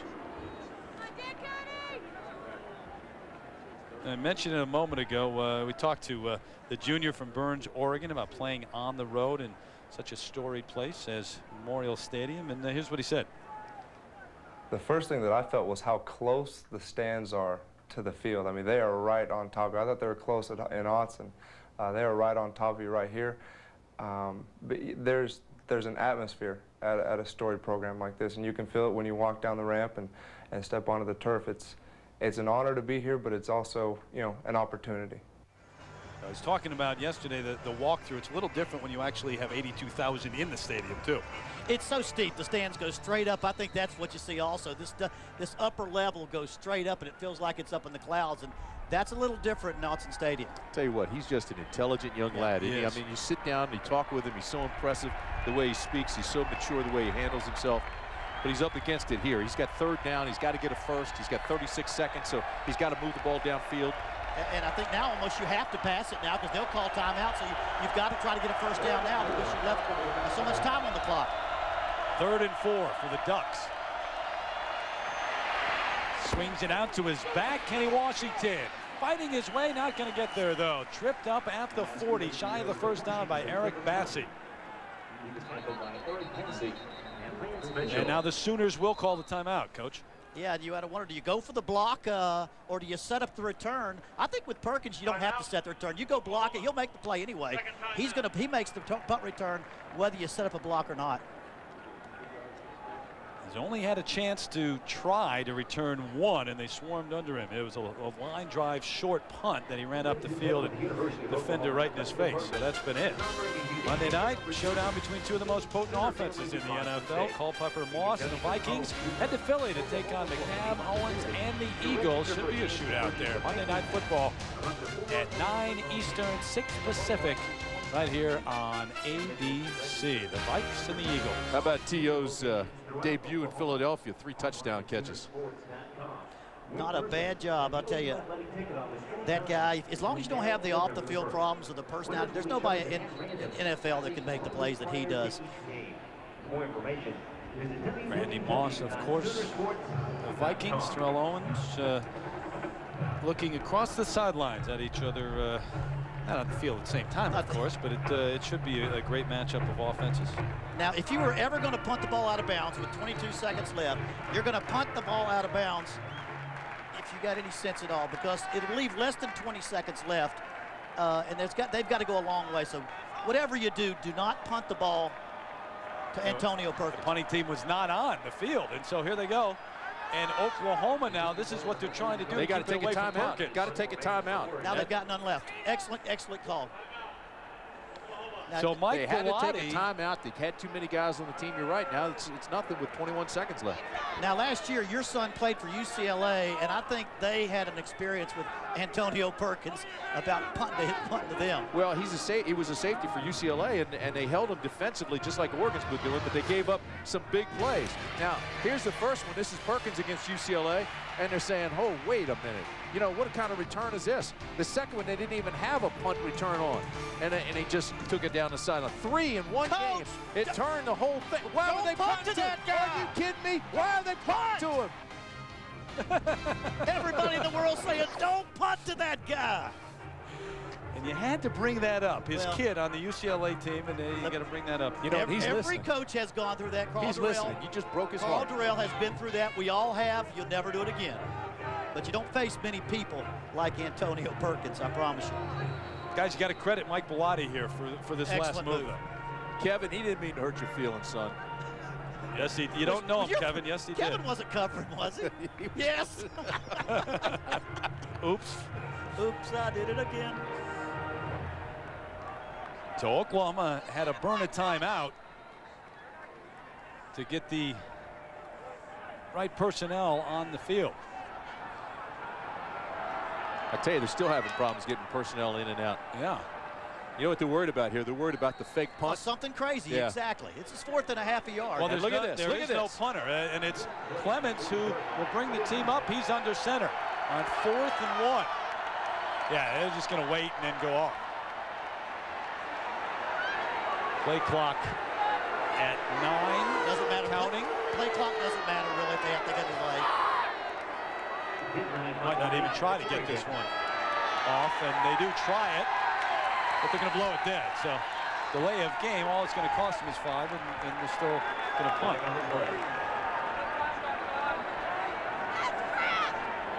Now, if you want to irritate a Sooner fan, 5 yards. See, now don't worry about irritating fans. He's already gotten the clock down to 22 seconds. He's got them running on and off the field. He's got them looking for all kinds of crazy things. Yeah, but guys, what a stage this would be if they actually now punt it to Perkins and he's able to return it.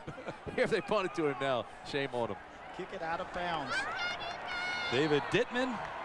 Let's see if I'm Bellotti down there. I'm yelling one more time. Kick it out of bounds. They got Too many guys on the field. They got about 20 crimson and cream jerseys on the field right now. They punted away from Perkins and going to roll dead inside the 20 at the 18, but clock stops with 13 seconds, Terry, but Oklahoma now with too many guys on the field. That's an automatic first down. It is. Participation, automatic first down, and it's going to be a the substitution signal there. Finish of the half. And if you're Oregon, you can even take the Hail Mary into the end zone if you want to. But think about this from this aspect, how one player can entirely change the game. Antonio Perkins dictated that whole series of events. The receiving team, the penalty is refused, and it's first down. They're going to get themselves out of the half. That's all they want to do right now. Get themselves But that's out what of the that's half. all Bellotti wanted Yes. to do. You're right, and that is a great time. So you're right. It could have been anybody back there. He did a marvelous job of getting out of the half. But would the penalty have given him a first down? Would it have been an automatic first down? It would not have been. It was more than 10. It would have been had they not had a delay. Yeah. Because I would like to have taken one more shot there. It would not have cost you anything. And who knows what happens. Boy, Mike Bellotti's working today. I mean, he's working hard. Going to take a knee here on what will be the final play of the first half. The final seconds going off the clock here in Oklahoma with the 10-0 lead at the half. But Mike Bellotti, after what happened last week, remember they were down 20-0 to Indiana at home in the opener. And he's got to feel encouraged about how they've hung in and played here on the road in Norman. If you're Oklahoma, though, and Bob Stoops, you still have the 10-point lead. Going to send it down to Sam Ryan right now. All right, thanks a lot, Terry and Coach Bellotti. Midway through the second quarter, a tremendous opportunity, late flag, intentional grounding. Your thoughts on what transpired there? Well, it wasn't even a late flag. There was no flag at all for the entire play. That was called by their sideline over there, unfortunately. But we got to not shut ourselves on the foot. We're playing great defense. We've got to make some downs offensively, keep our defense off the field, and take advantage. Twice we're in field position to kick a field goal or go for a score, and then took ourselves out of it with our own mistakes. So, again, I'm proud of the way the kids are playing, but we got to convert. Still very much in this one. The punt team kept coming in and out. What was going on there? Well, we're just playing with them a little bit. I mean, we're using the rules. We didn't want them to try to block it. We should have probably got the first down and kept going, but it's just, trying to keep them off guard. All right, playing with their heads. Thanks a lot, Coach. Yeah, a little chess game, and we talked about it. That's exactly what he was trying to do. Brilliant. And he was fast to say it was Coach Stoops that made that call on the penalty. 10-0 Sooners at the half. ABC Sports presentation of college football returning after this message and a word from our ABC station. Well, these young ladies have had a little to cheer about. Not a lot of offense in the game. 10-0 though. Their Sooners lead Oregon. They're at home at halftime. John Saunders, Greg James, and Aaron Taylor with a valve. The Heisman Trophy winner, who again has directed the offense for Oklahoma, Jason White. 11 out of 15 in the first half, but as usual, his favorite target, Mark Clayton, one of the all-time best here in Norman.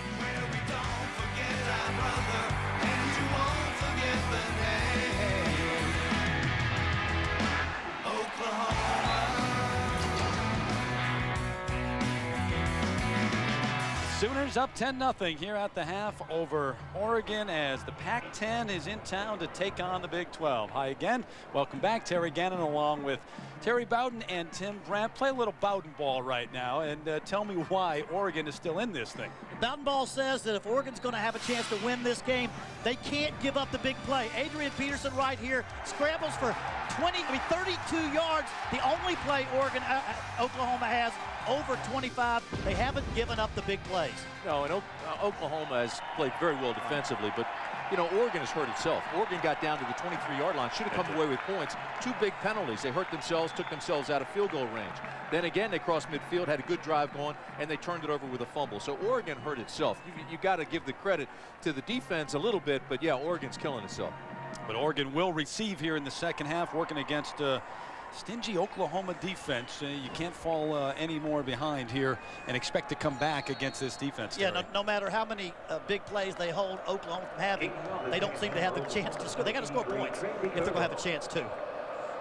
Mike Bellotti deferred after winning the toss in the first half, so Washington is back deep along with Ryan Shaw, and they're going to keep it right there. 8 yards deep. No chance to bring this one back. DeCarlo hasn't given them a chance all day long.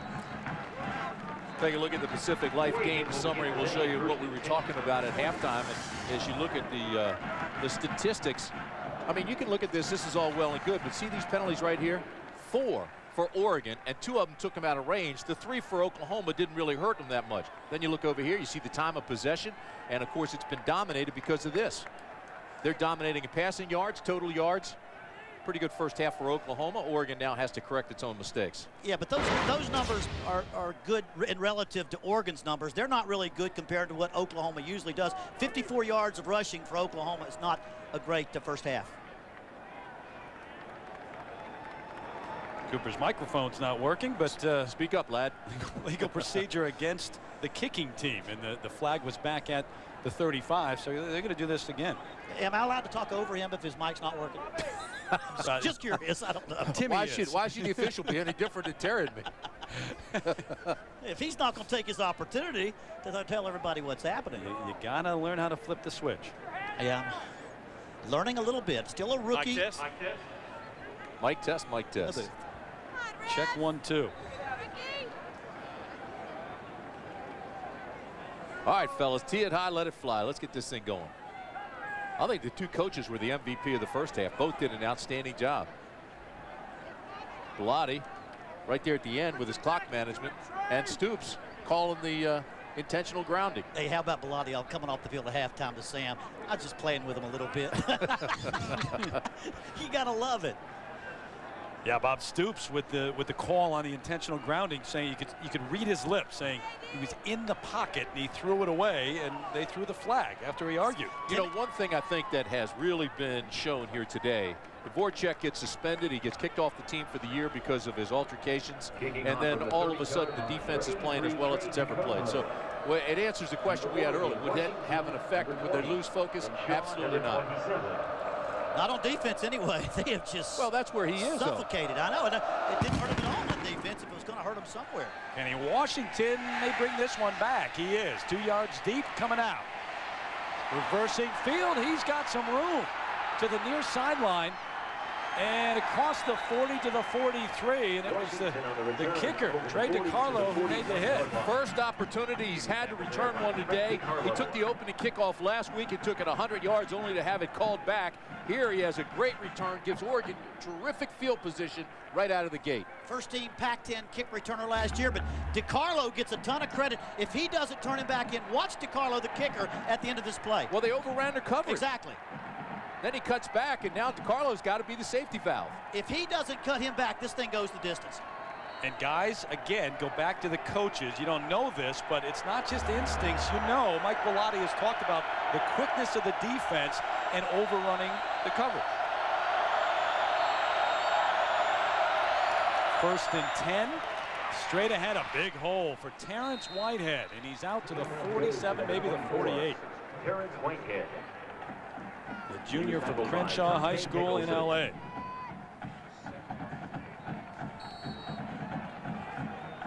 Good gain on 1st down for the Ducks. Here are the numbers on Whitehead. Less than 3 yards a carry there. Brings up 2nd and 3 from the 48. So 2nd and 3. Tim Day, the tight end, comes to the near side. Offset the backs. Rosario is back there, and here's Whitehead again.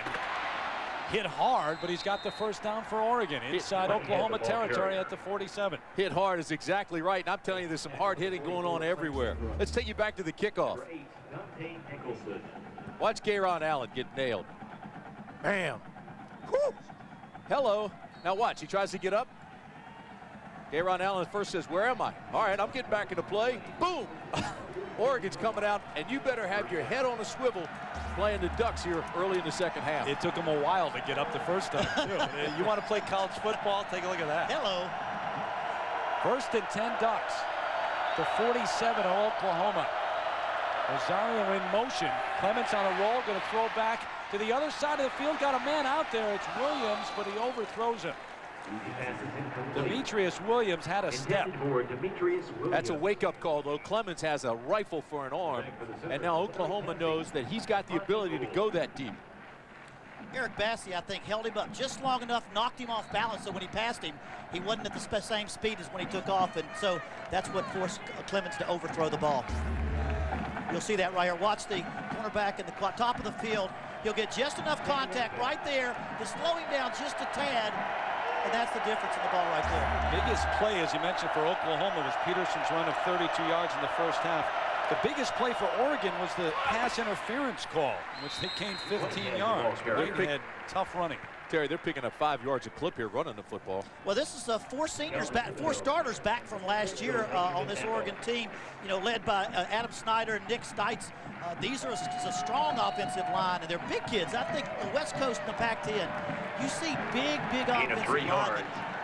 Sometimes those in the East and the Midwest think this is the only place we've got big, tough football players, but I assure you, they know how to play. A little shake-up in the line this on week the West Coast as well. Ian Reynoso getting a start. Mike DeLaGrange started last week. 3rd and 6 for the Ducks. Maxwell in motion. Going to blow it dead. Flag on the play back in the secondary.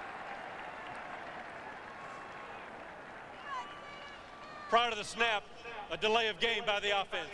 Penalty is 5 yards, and it's 3rd down. That's going to drive them crazy, and it's going to drive that man right there, Mike Bellotti, crazy. They hurt themselves in the first half when they had something going, and they're doing it here again.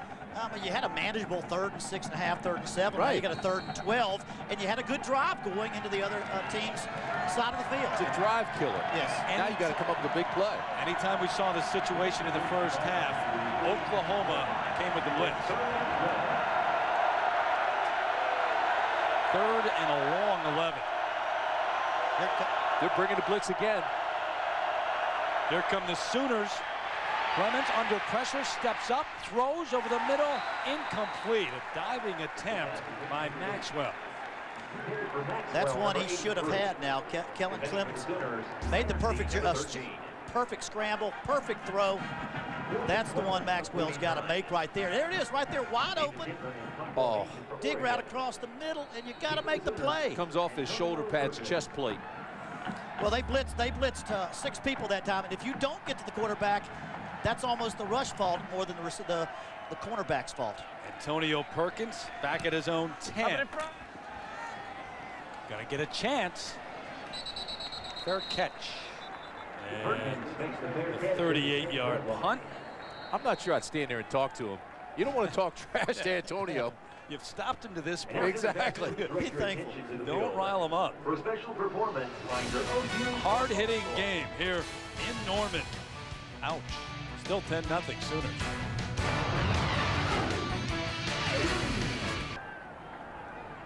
We welcome you back to the BCS Spotlight game presented by ADT. 12:20 left here in the 3rd in Norman, and the Sooners up 10-0. Terry Gannon, Terry Bowden, Tim Brandt, and Sam Ryan. Now, Oregon has hung in there, moved the football here, but forced to punt. And the fair catch, a little surprising maybe that Perkins with a fair catch on the 10. I was very surprised. He had a chance to make something happen. He had no chance before that. First chance, didn't take it. Adrian Peterson in at tailback, going to get a chance here. Breaks through the line, leaps over another one, and out to the 18. Let's go to New York and John. Some love all over the place here. Oh, my goodness. See, now he's beating up by Maryland Terrapins, but John's giving you props. Hey, McClendon's got that look on a rainy day in Raleigh. Hard hitting continues right at the line of scrimmage. Robbie Valenzuela teaching the freshmen all about college football. Sooners have had very little success going between the tackles, but when they get on the edge, they pick up some gainers. Watch how they close this down. They try to slant, they pull the tackle, they bring it over, they put him in front. It doesn't help. They're just there filling. Valenzuela just kind of jumps up in the hole and makes the pop. You think of Oregon, you think of quarterbacks, Sammy Parker. Hey, they had 2 defensive tackles go early in the 2nd round of the NFL last year, and they're even better on the front this year. 3rd and 3. Oklahoma has been terrific for much of the day and season so far. On 3rd down, quick strike. There's the man. Clayton, who is just crushed at the 27. He holds on for the first down, his 5th catch of the game. Anytime they're in a tight fit situation, Terry, they look for number 9, Mark Clayton. They just know he can clear. They know he's going to separate. He's got that ability to separate, not a big guy. Then he takes a pretty good punch here by J.D. Nelson, and you know who got shaken up? J.D. Nelson. He's got hands. Mark Clayton's got hands. When he gets his number called, he makes the catch. You won't see him drop very many. That's why they got a 1st and 10. Now the all-time leader in receptions, passing Griffin here in this game. Quinn didn't have a bad game last week in the NFL. White going up top. Good coverage that time. Interference. Flag on the play. Interference. Coverage a little too good. It was Sam Hughes, and he got physical. You watch the end of this. Sam Hughes throws his right arm and throws a bar up on him to hold him back. Here you are at the top of your screen. Now he'll turn and run. This is good coverage to this point. Now he's running. You got to look back, but watch his right arm. See his right arm over there? Just holding him back. You know, he didn't have to do that. The quarterback had made the decision that it was covered. I think he overthrew it. I'm not sure the ball was catchable. I agree. I agree. Which obviously it has to be catchable, but. Pass interference on the defense, number 14. 15-yard penalty from the previous spot. See, if I'm automatic Bellotti, first down. If I'm Mike Bellotti now, I'm questioning that and saying, wait a minute. Yeah, he may have interfered with him. The ball wasn't catchable if he wasn't with him. It looked like both had given up on it. Let's see if the ball lands out of bounds. Is it inbounds? Can't see it from that angle. Big play keeps the drive going. This thing started on the 10-yard line. Oregon had a great first series, backed them up on the 10. First down at the 43, and don't see that very often. No, not out of Mark Clayton. No, you know. Exactly. Prior to the snap, a false start by number 9 of the offense. 5-yard penalty, and it's still first down.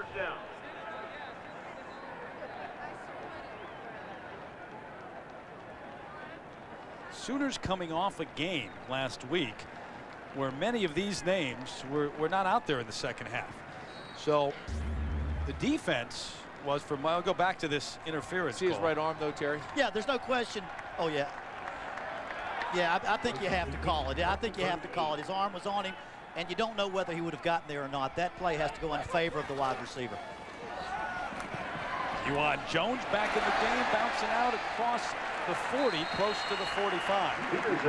Actually, it's Peterson who is in there. But this crowd seemingly looking for something to cheer about now. They've gone quiet. But every time Peterson runs it, they cheer like crazy. He is the favorite Sooner right now. I mean, they are so excited about him. He's a true freshman. Everybody knows the #1 player in the nation last year. Ran for 32 touchdowns. This year, he's got 41 carries, 235 yards with the Sooners. So every time he touches the ball, look at this. He's picking up 5.5 yards a carry. And most of that yardage is after somebody grabs him because you can't bring him down with an arm tackle. White on the roll. Swinging it out across midfield to the 45. J.D. Runnels, the fullback, out of the backfield. That is the perfect call for that defense. The defense is aggressive. It's coming hard. And so what does he do? Play action. He runs the waggle. Goes away. Lets the defense run themselves out. Bring the fullback back under. And there he is wide open in the flats. And, Coach, maybe a play that wasn't in the playbook last year, or at least it was modified, because now you've got a Jason White who's much more mobile. He had no bootlegs or nakeds like that where you fake the play action, roll the opposite way. That's one they had no chance of seeing. Remember, Oregon wants to look at Kansas State and LSU from last year. They never saw these plays. Oregon needs a turnover. They have to have something down.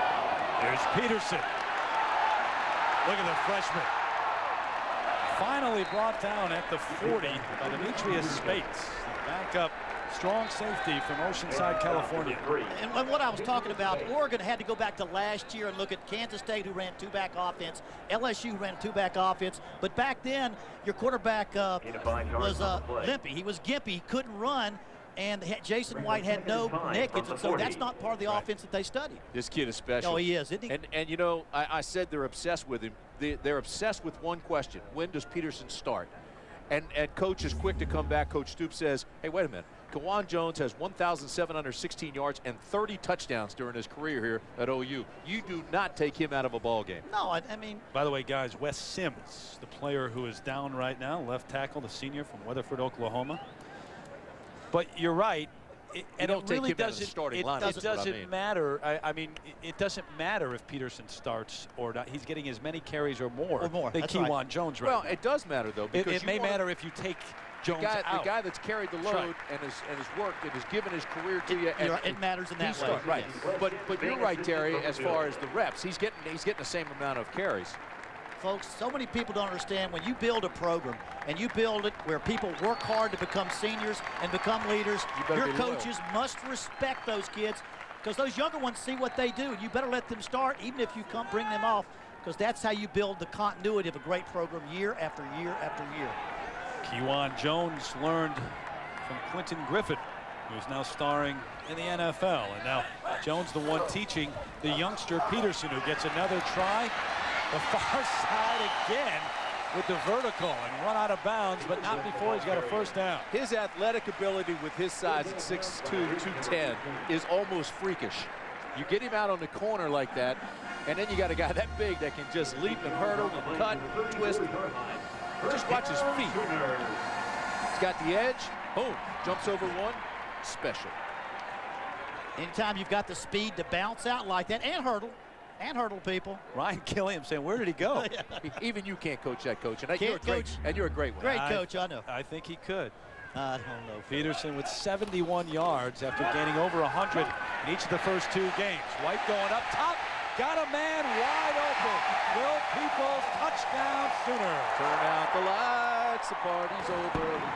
All that is set up by that great running attack, folks. We talked about Adrian Peterson. Hold on. Oh, there is a flag back at the 40. Relight the candles. Party's still alive. Turn the lights back on. I was going to say, I got a job to do. Don't put those candles out yet. I got a bunch more to say.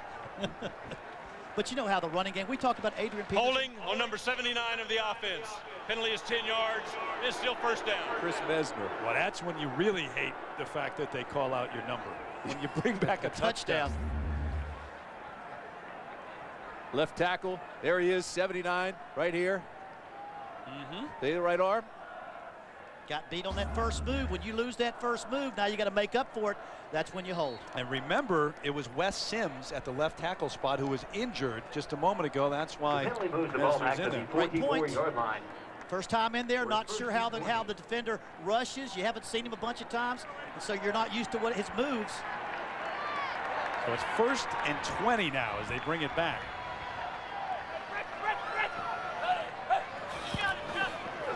Quick throw, there's Clayton. Can he get through the first line of defense? Yeah, he's got room. Cutting it back is Clayton all the way inside the 25 to the 24. Anthony Trucks, the outside linebacker from Antioch, California, on the stop. You think he's not fun to watch? Once he makes that catch, he's got that vision. He's got those quick pitter-patter feet. Watch this. Once he makes the catch, all right, right here he looks like a chicken on a June bug. Look at those feet. Boom, boom. Cutting back and forth, gives you that quick cut.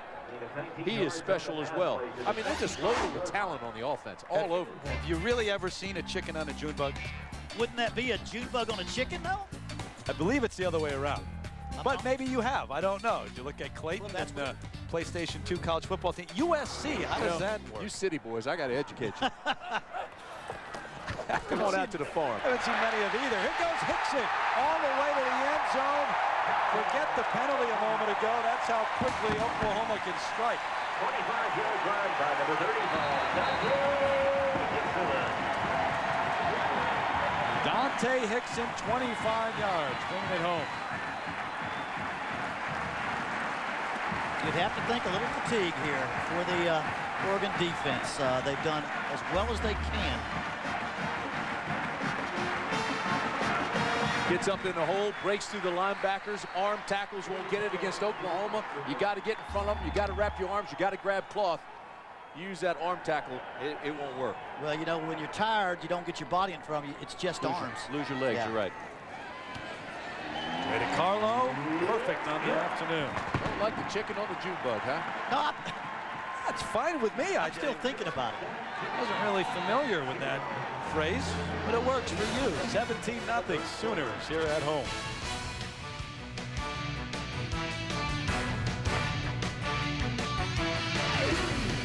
Well for broadband, proud sponsor of 1st and 10.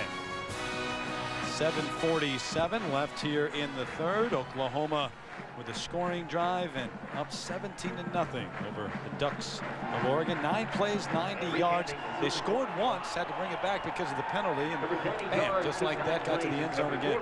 Well, Adrian Peterson is the guy that sparked it. He got the ball running and the running game going. He bounced it wide. He cut back, made yards. Now you can play action, throw deep ball, mix it all in. It all started when Adrian Peterson started making big plays in the running game. Well, Peterson made the statement, and then Mark Clayton put the exclamation. There you go. That's right. I'll go there with you. Josh Heupel talked about Griffin and Peterson and Jones, and then Peterson, the learning experience. How about Heupel and Jason White and what he's meant? Well, there's so much respect from Josh Heupel and the way he went about leading this team and the leadership that he has. Well, that one almost left the field of play. Some kind of strong leg. All the way, yeah. DeCarlo putting it through the end zone. But Josh Heupel, he's a legend in the state of Oklahoma. And he comes back, and like I said, he has the respect of these younger quarterbacks who respect that he knows how to lead a team to a championship. And to have a guy who just did it a few years ago, it wasn't 20 years ago, 25 years ago. You know what it's like to play right now for these quarterbacks, learning. From Josh Heupel, 99, 2000, some big numbers. And I don't know if you agree, but I see Jason White, because of his legs and because of the arm doesn't look like it's a killer, I see him more like Josh Heupel than maybe a first-round NFL draft pick. But a winner. Winner, that's right. First down, and Dante Rosario taking it as soon as he turned around. His third catch of the afternoon, but Antonio Perkins upended him. You know, and here's where this defense, you see him give up a completion, but at the same time, Clemens now has 12 completions, but his longest is for 13 yards. So the defense keeping everything short. You know, and here they come up, the cornerback makes a nice play, and again, they keep it within reason. Halfway through the third quarter, 100 yards. They just passed for 101 yards of offense. That's 12 of 18, but he only has 59 yards in the air. Going to keep it on the ground this time. Whitehead bouncing outside, and he's got a first down for the Ducks. Dante Nicholson ran him out there. ABC Tuesday, it's the big 1-hour season premiere of My Wife and Kids, where they go to Vegas for a supersized star-studded dream vacation. What happens on My Wife and Kids stays on My Wife and Kids. 1-hour season premiere Tuesday, 8/7 Central, only on ABC. Pick up with 9 yards on the play to the 36-yard line. So out at the 36, Kellen Clemens, the junior from Burns, Oregon, who grew up on a ranch with 170 head of cattle and no television. He knows what a chicken on a June bug looks like. I'll have to ask him about that one. Hand it off to Whitehead. Falls ahead up to the 39. Tripped up by Lance Mitchell. You know, we talked about Oregon not giving up any big plays. How about Oklahoma's defense? Would you say 13 yards was the longest pass they've thrown all day? And there may have been one run longer than that, but not many. No. So that's what they're so good at. They don't give up the big play because of their speed and the team defense that they play. You know, this is an Oregon team that lost to Indiana last week. Everybody thought Oklahoma was going to come in here and just blow them out like they normally do and win by 50. Oregon's played quite well. They've hurt themselves at times, but they get a score here, fellas. They're still within reach, but they've got to do something right now. Clemens under pressure, dumps it off over the middle. Bouncing outside is the tailback, Kenny Washington. A good gain again. They'll move the chains, I do believe. Got the first. How about the way he used the umpire? Umpire's part of the field. He got him, used him as a blocker. And watch how he goes to his third receiver. He's got two receivers outside to the right on your ski. Looks right, then comes back to the back coming underneath. Are you kidding me? Use that guy. Use him as a blocker. He's part of the field. Last week with all the turnovers, Kellen Clemens, the coaches talked this week about him having happy feet and the footwork. When he got out of the pocket, he kind of rushed everything. Today, he's been terrific making things happen when it appears nothing's there. The draw, Washington, no room to run. Larry Burdine made sure he didn't go anywhere. Making the stop, Larry Burdine. So the guy who reads Danielle Steele novels, watches figure skating, can move when he gets beyond the line. Well, he is a big guy that can move. It was Perkins that made the whole deal work. Yeah, he made him stop, stutter step, and allowed the pursuit to get to him. Burdine does get there in a hurry, though. 6'5", 254. Loss of 3, so it's 2nd and 13. 4 receivers set. Terrence Whitehead, the lone setback. To Whitehead, spins away, knifes through the hole, and still up. Close to another first down for the Ducks. He may have it at the 43.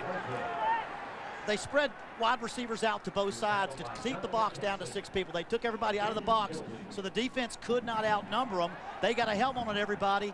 Then Whitehead makes a nice spin move and made something happen when nothing was there. But again, this is great coaching. I mean, spread them sideline to sideline, and you create space. You do that, and it allows blockers to get a hat on everybody.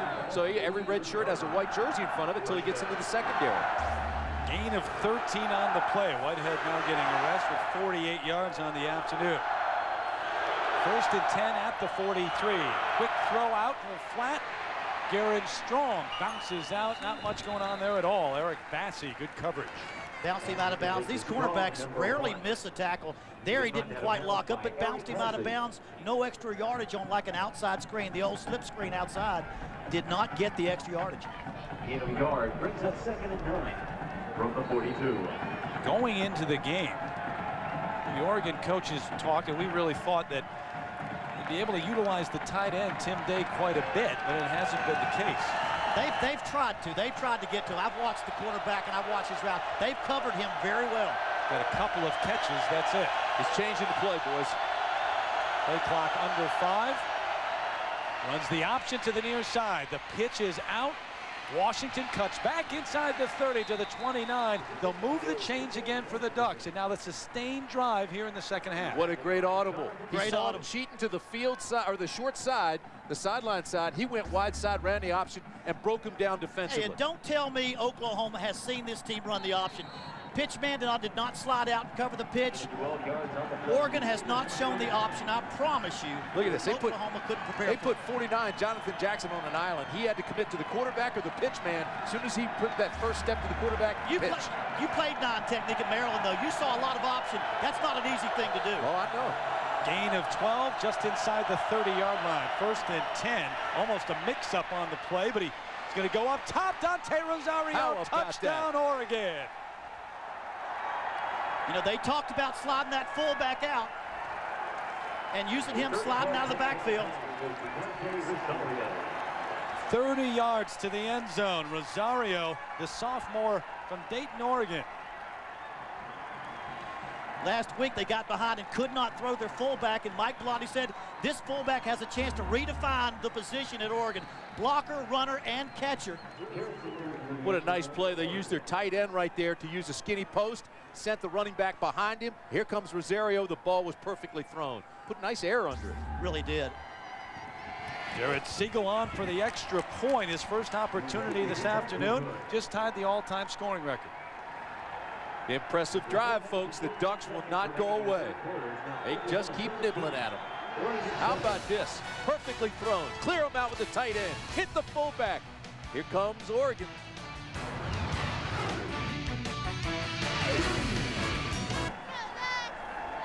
The Ducks aren't out of this yet. Oklahoma leading 17-7, but the long drive, an impressive one from Kellen Clemens and the Oregon Ducks. And as I said, Garrett Siegel just tied the all-time scoring record for Oregon. Derek Lavelle 86-89, but they both have 272 points now. Deep in the centers, Mark Clayton. So he will kick off to the Sooners. And Mark Clayton back deep. Standing at his own 3.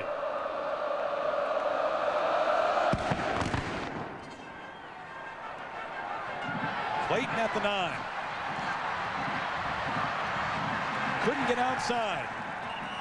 Stopped at the 21 by Aaron Gibson. Terry, let's go back and look at the Chrysler passing playbook. And this is a perfect play by the Ducks. The tight end will take this linebacker, Nicholson, with him. This is the back. He'll take Perkins with him. And here comes Rosario. Will slide right in here, and he is all alone. Go ahead and run it, and you'll see they cleared out this side with the tight end. The back takes Perkins. By the time he looks down, Rosario is wide open, and Perkins can't catch up to him. That play was perfectly executed. Boy, time and again, Mike Bellotti has put his guys in a position to succeed this afternoon. Bob Stoops trying to do the same on offense now. Adrian Peterson, the lone setback, going to get the call on 1st down. Back he goes the other way. Doesn't have the speed to get outside, though. Tripped up behind the line. Jackie Bates, the freshman from De La Salle High School. How about the strength of Anthony Trucks just to pull him down with one hand and flipped him? Well, you know what's happened? This defense has been able to sit on the bench and rest. Not only was that a great play call for the touchdown, but it was a great offensive drive.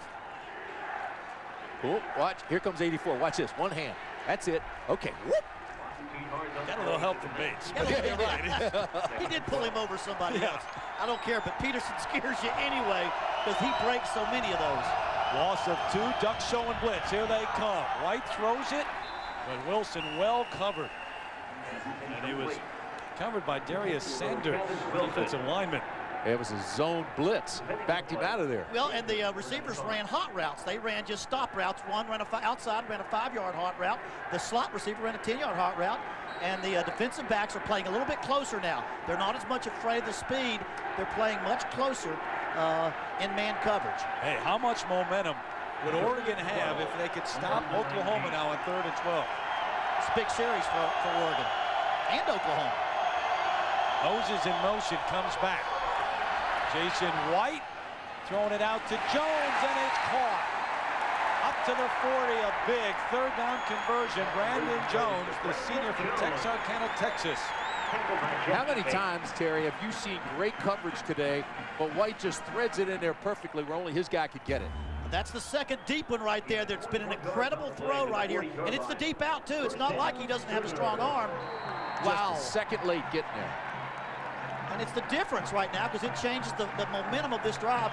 Would have been a punt to Oregon. Well, the separation was on the outcut, and that made the difference. Gain of 21, 1st and 10 now at the 40. Dante Hickson Broken play. May have gone the wrong way, or White did. It was broken right away.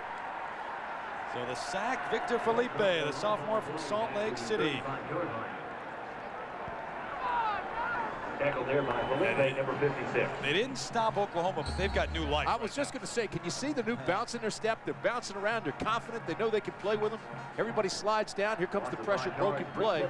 Jason White never really had a chance. I don't know if it was Jason or the right. It looks like Jason forgot the play. I think so. I think the linemen were blocking because everybody went the other way. Happens even when you're a Heisman winner. Play clock running down. White throws it back. Brandon Jones gets by 1. Popped at the 40 and dumped at the original line of scrimmage. But the white jerseys are flying around now. That's going to make a difference. Plus, they're getting more aggressive defensively. They're starting to throw some blitzes at White. Well, they throw that barnyard screen. You got to hustle because you've got to run around and fly and beat the blockers. Blockers are out there to make the play, but these guys are flying around the ball. They beat the blockers. Hold it to about a 5-yard gain, 8-yard gain.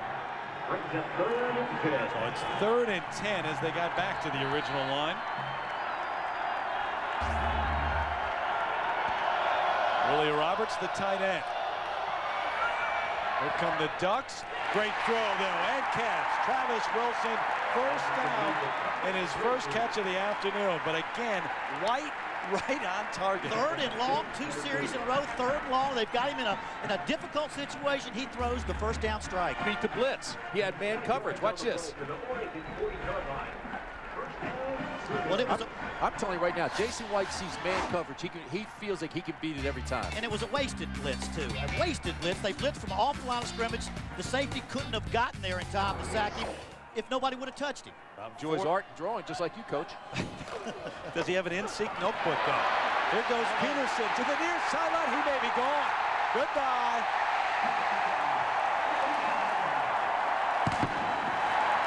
No flags. Peterson is best when he gets some space and gets out on the edge. You can't beat that speed. When you got great speed like that, you can't teach it, you can't cover it. You got to recruit it. That's just what they did last year with the #1 running back recruit in the nation. You got to look at the scheme. Where's the containment? This tackle right there starts with a missed tackle. Good downfield blocking by the wide receivers. 40 yards to the house, no chance for a Duck to catch him once he broke through. DeCarlo on for the extra point. So much for the Duck momentum. Adrian Peterson, the 40-yard run, 15 carries for 109 yards. He's gone 3 straight games to start his career over 100 yards.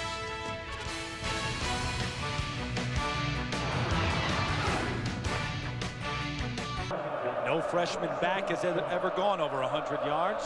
First 3 games of their career. Now Adrian Peterson has, in terms of Oklahoma history at least. When he walks Washington shouldn't have brought this one out. They wrap them up right at the 10.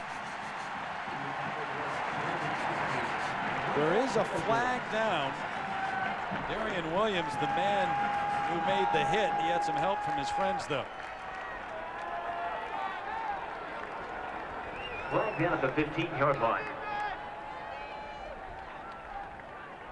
Oh. Gonna back him up in the hole. Well, you get the touchdown with Rosario. You get on the board. It's 17-7. Your defense is playing well. It's got new life. The two key third down plays just buried. You hold them to a third and long, they make it. You hold After them the to a play, third and long. personal foul on number 88 on the receiving team. The penalty is half the distance to the goal, and it's first down. Nate Leobrecht. Now you're looking at a long field right here. 95 yards against one of the best defenses, if not the best defense in the country. Let's go 95 yards. Oklahoma knows it's been in a football game, but these are educated football fans out here, and they know this is a critical time to pounce on them and go ahead and put them away.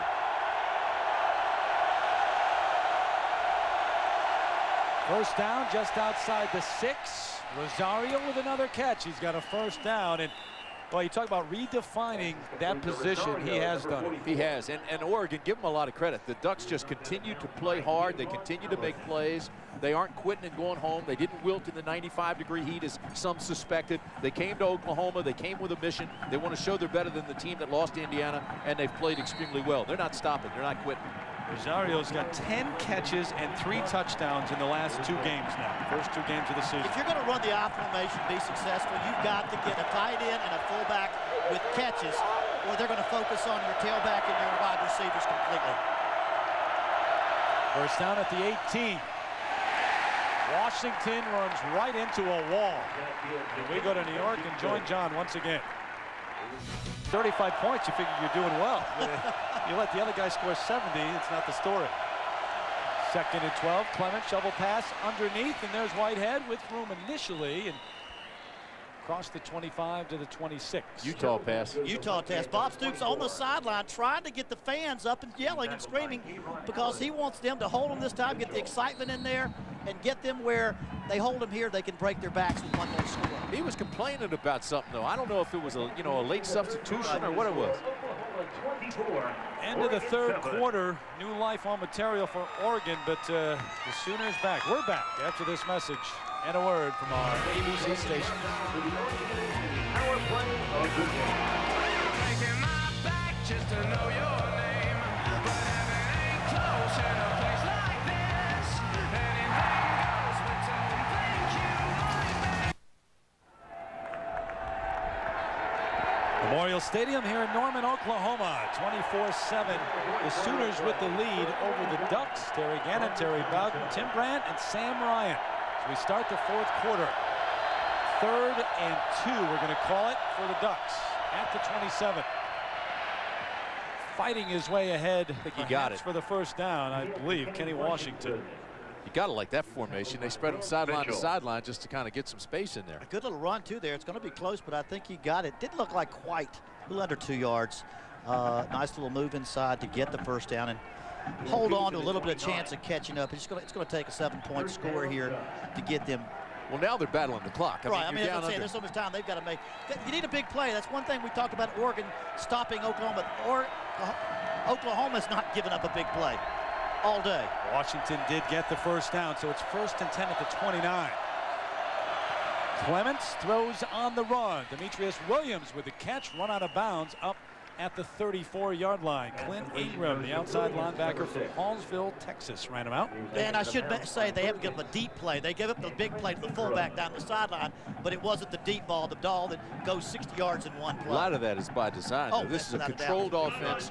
They're just dinking and dunking them, but now because of necessity with 14:30 to go, you've got to take some shots. Well, you know, the first half, they took a couple of shots. They overthrew. They missed them a little bit. You don't have to take many, just a few of them. But right now, you got to have something hit. But it's been the way they've attacked it, and they've watched the game tapes, and it's exactly what Bowling Green did a couple of weeks ago and had success at least moving the football against the Sooners. Play action, Clements off balance, throws it out. We'll see if they throw the flag here. It's exactly what he did. And there's the in flag. the first half, and here comes the flag. But again, he was close to getting outside the tackle. And I thought maybe it slipped out of his hand there. Now I don't know. Remy Ayadel had the pressure and forced him almost out of the pocket.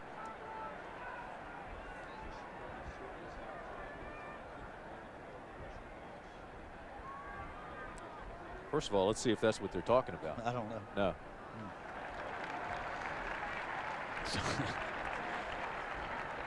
Pass interference Offensive, yeah. against the offense.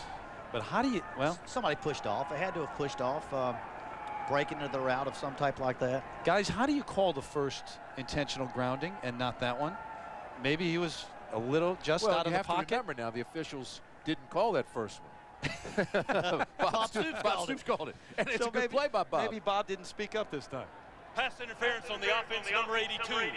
Penalty is 15 yards, and replay second down. But I agree with you. Both times he was very close to that tackle box. But he probably was out of the pocket there. That Maybe. was a little bit closer, but it was close. Maybe. In any case, he's going to back up this offense again. It's second, and we'll call it 20. Boy, that's not a good position to be in. You can just lay your ears back defensively. Rosario and Whitehead out of the eye now.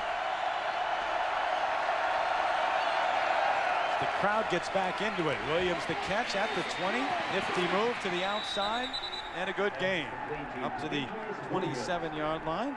Demetrius Williams, the junior from De La Salle High School. And of course, the number of players off that great program, the great team, De La Salle out in California. And one, unfortunately, that is not here, Terrence Kelly, who was tragically shot just before arriving on the campus of Oregon. There's the TK in honor of him. All-American out of high school. 2 days before he's supposed to be in camp. So sad, so tragic. 3rd and 12. 8 straight completions for Clements until that one. Garen Strong, the intended, but way too high. Yeah, that one was on Clements. Kellen's he's got to thread that needle. He's got to put it right there. He's way too high with the pass. Yeah, they brought the blitz. I think he anticipated the hit, and to throw it too soon, he had an open receiver, but he had hit 8 in a row before that time, and so he wasn't going to make it 9. So big stop for the Sooners on 3rd down.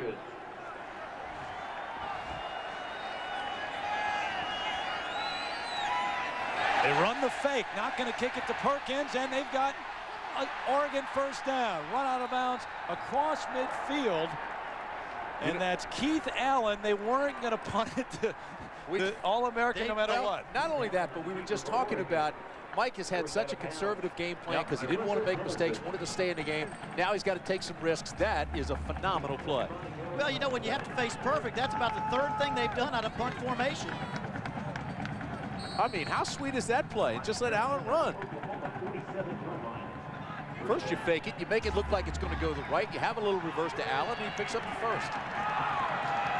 It's a nice looking play. Trick still up the sleeve of Mike Bellotti. 1st and 10 from the 47 of Oklahoma. Put that one in your playbook, Coach. Well, you know something, there's 2 things going on here. When you come into this, and I talked to some Oregon people that didn't say this publicly, but one, you think if you play great, something might happen, win, but also you don't want to get embarrassed. You don't want these kids, you don't want to lose their confidence coming here, and Oklahoma just goes wild, and what they're doing right now, a play like that can keep this game within the distance, so you leave here with a little more confidence than if Oklahoma were to blow you out. I'm going to tell you something. Oregon is playing really good football, and they are going to be extremely dangerous in the Pac-10. Cheerleaders have something to cheer about here at Oklahoma. 24-7. Sooners, 14:07 left in this one. 1st and 10 Oregon at the 47. They run it with Whitehead. Back to the near side to the 42. Reminder, time permitting, the Thrifty Car Rental post-game report with John, Craig, and Aaron comes your way. Stay tuned for highlights and analysis from today's matchups. Good little stiff arm from Aaron. It's not all glamorous out here. He didn't even shave when this game began. It's been a long day here in Norman. A little bit like Lyle Alzado, isn't he? He did, you're right. Second down, swinging it out to Whitehead. Good gain and a first down. Terrence Whitehead goes back to what you were saying. They'll take a lot of positives from this game to the Pac-10 schedule. I mean, they've played so well. That's why you don't want the score to get out of hand and look ugly, because they have played a super football game, and they're going to have a good season. Hey, fellas, they aren't even thinking about that right now. They're still thinking about winning this football I'm with game. you. Gain of 10 by Whitehead. But either way, they needed to do this after last week and what happened back.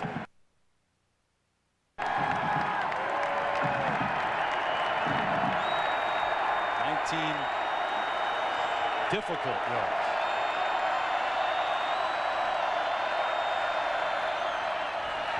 Clements with time, thrown to the end zone, got his man, but he overthrew Demetrius Williams. What an opportunity. Oh, Williams was there.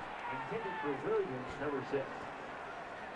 Go to New York and John. And what a penalty that is. What a penalty. But I tell you, Auburn does a great job playing against LSU. That is always the toughest game of the schedule, except for Alabama and Georgia, for that Auburn-LSU game. Clements runs the option to the near side this time, to the 27-yard line. So we've seen him do that a couple of times already in this game.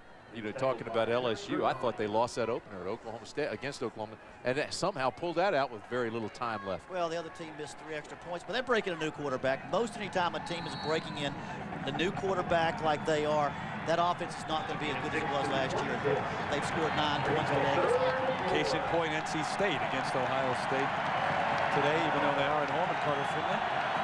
Tennessee starting 2 true freshmen tonight, so around the country, new quarterbacks can cause you some headaches. They're on their feet here at Memorial for 3rd and 4 for the Ducks. Washington got the first. Fights his way near a first down. We'll see where the mark is. I said Oklahoma State meant Oregon State against LSU. I thought he had the first down, but there was a knock 'em back there. We used to call those knock 'em backs when the back goes backwards instead of forwards. They called it a knock 'em back. Knock 'em back. You know, that's part of the, you know, there's a Bowden language that you have to learn. Got to learn about those knock 'em backs. That's right, dadgummit. Been shaking my head a few times up here. He didn't hit the wad, did he? What's that? He didn't hit the wad. The wad, oh yes, the wad. You got to be able to bounce off the wad. And ladies and gentlemen, we have Timeout Oklahoma. Both teams down to 2. We'll step away, come right back.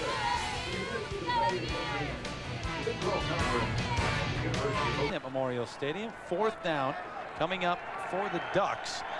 Not even close to the first down with the mark on that last carry, so it is 4th and 2. And at this point in the game, Mike Pilati says, yeah, we got to go for it where we are here on the 24. Empty backfield. You got to throw it or quarterback draw, one or the other. There's the quarterback draw. Yeah, that's exactly right. Clements has the first down inside the 20 to the 17. Gain of 7 on 4th and 2. You know, again, they spread it across, empty backfield. There's nobody back there except the quarterback. That's the first thing I noticed. When you said empty backfield, I said quarterback draw. Absolutely. I mean, I'm thinking like a defensive guy. I see empty backfield. You know, the quarterback's going to run and he's going to throw. That's it. Well, the fact that the backfield was empty, everybody had to take off and cover them, so it's a good chance, even if you know it's coming, you can't stop it. Good call. Good call. Dante Rosario, the fullback, is the lone setback. Remember, they throw to him often. He's got 5 catches already. Goes out to Williams, though, in the flat. Hard hit. Knocked out of bounds just inside the 10. Clint Ingram had some help from Perkins. That's the 5th catch of the afternoon for Demetrius Williams. Oregon's been so impressive. Take a look at the Nissan Drive summary. 15 plays, 84 yards, 4.5 minutes. Oregon still driving. They score here, make it 24-14. You still have 11 minutes to go. That's the Nissan Drive summary of the story of the game to this point. Oregon doesn't play but one team, USC, that's close to this Oklahoma team. 2nd down. Clements with time initially, flushed out. Down he goes at the 18. Couldn't keep its balance. Remy Ayadel. Out of Northeast Oklahoma A&M. 3 sacks. Is he a load or what? 302 pounds. They really like him too. But, you know, I don't know if you get rid of that one. I know you want to make something happen late, but you got short yardage distance. Try to make something happen, but get rid of it. Don't take the sack. Loss of 8 on the play. Where's Maxwell? Big guy, 6'4". Look for a mismatch. 3rd and 10. Let's see what he comes up with. Play action. Clemens throws out to Rosario. That's been their man, but well short of the first down. Gets it to the 10. And if he doesn't take the sack, that play right there goes for a first down plus more. I guess that's the point I'm trying to make, although this late in the game. He's trying to make plays. You still got to get 3 points along the way somewhere, the way the score differential is 24-7, so you got to make a call. At the same time, you think you're down 24-7. You got to think, hey, I'm down at the 11. I got to go for 7. I think that's why he got sacked. He was really feeling strong about getting 7, but get some points here. I don't question this. Well, they got to get him eventually anyway. There it's Siegel on for a try from 27 yards, and here's a fake. Siegel's trying to run it. Terry, I don't think it was a fake. I think he bobbled the snap. No, I don't think that was... Now, to come away with no points there is just killing Oregon. It goes back to the first half, where they came away for the 23-yard line with no points. Come away here with no points. I think that's a bad snap. Watch the snap. The holder's Clemens. He gets it. He drops it. He bobbles it. Now he's thinking, okay, what do we do with it? Well, there was an opening, and they almost turned this thing loose. But Siegel just didn't have the speed to get outside. I don't think so. Siegel's going to pull he that doesn't one have off. the speed. Yep. Ball was snapped inside on the hip. That's a tough one to hold on to. You'd like to think Kellen Clemens could hold on to that ball being a quarterback, but nonetheless, failed field goal. So they waste an 84-yard drive and get nothing out of it. Peterson ahead for a couple. Adrian Peterson doing much of the work here, especially in the second half. Haven't seen Kewan Jones for a while. You know, we talked about that. Kewan is the #1 tailback. Adrian is #2, but we've seen Adrian Peterson a lot more than #1 today, and that's how you can do it without making him #1. Just give him more reps. See Dante Hickson as well, who scored a touchdown, but not DJ Wolf, the other freshman from Lawton, Oklahoma, who's part of the mix here for Bob Stoops. It's been a fun football game, though. A lot of big plays. Haven't had the sense that Oregon's been out of this thing at any time. Peterson across the 15 to the 16. Well, they stop him here on 3rd, and they'll get another shot to put some points on the board. Devin Long has been active today. But the clock now becomes such a huge factor, down to 9:43, 42, still ticking. It's so hard to put points on the board of this team. This team, Oklahoma's defense, does not give up the big plays, and so now you get the ball so few chances. Well, we said early on the defense has given up only 1 big drive and 1 big play in the first 2 games. They come in here. Oregon had some success, got down in scoring areas, but couldn't convert. 3rd and 4 for the Sooners. White out of the gun. To his tight end. Could have been picked off. Not a good throw, not a good choice right there. 3rd and 4, 2 guys right on the receiver. It's going to be intercepted or deflected. Not a good choice there. Don't be afraid to throw it away. Jerry Claiborne used to say there's only a couple things that can happen on a pass play, and 2 of them are bad. That's way back, but throw that one away. That one's 7 points the other way. Go ahead and punt the ball. There's a plus, there's a minus, and nobody wins.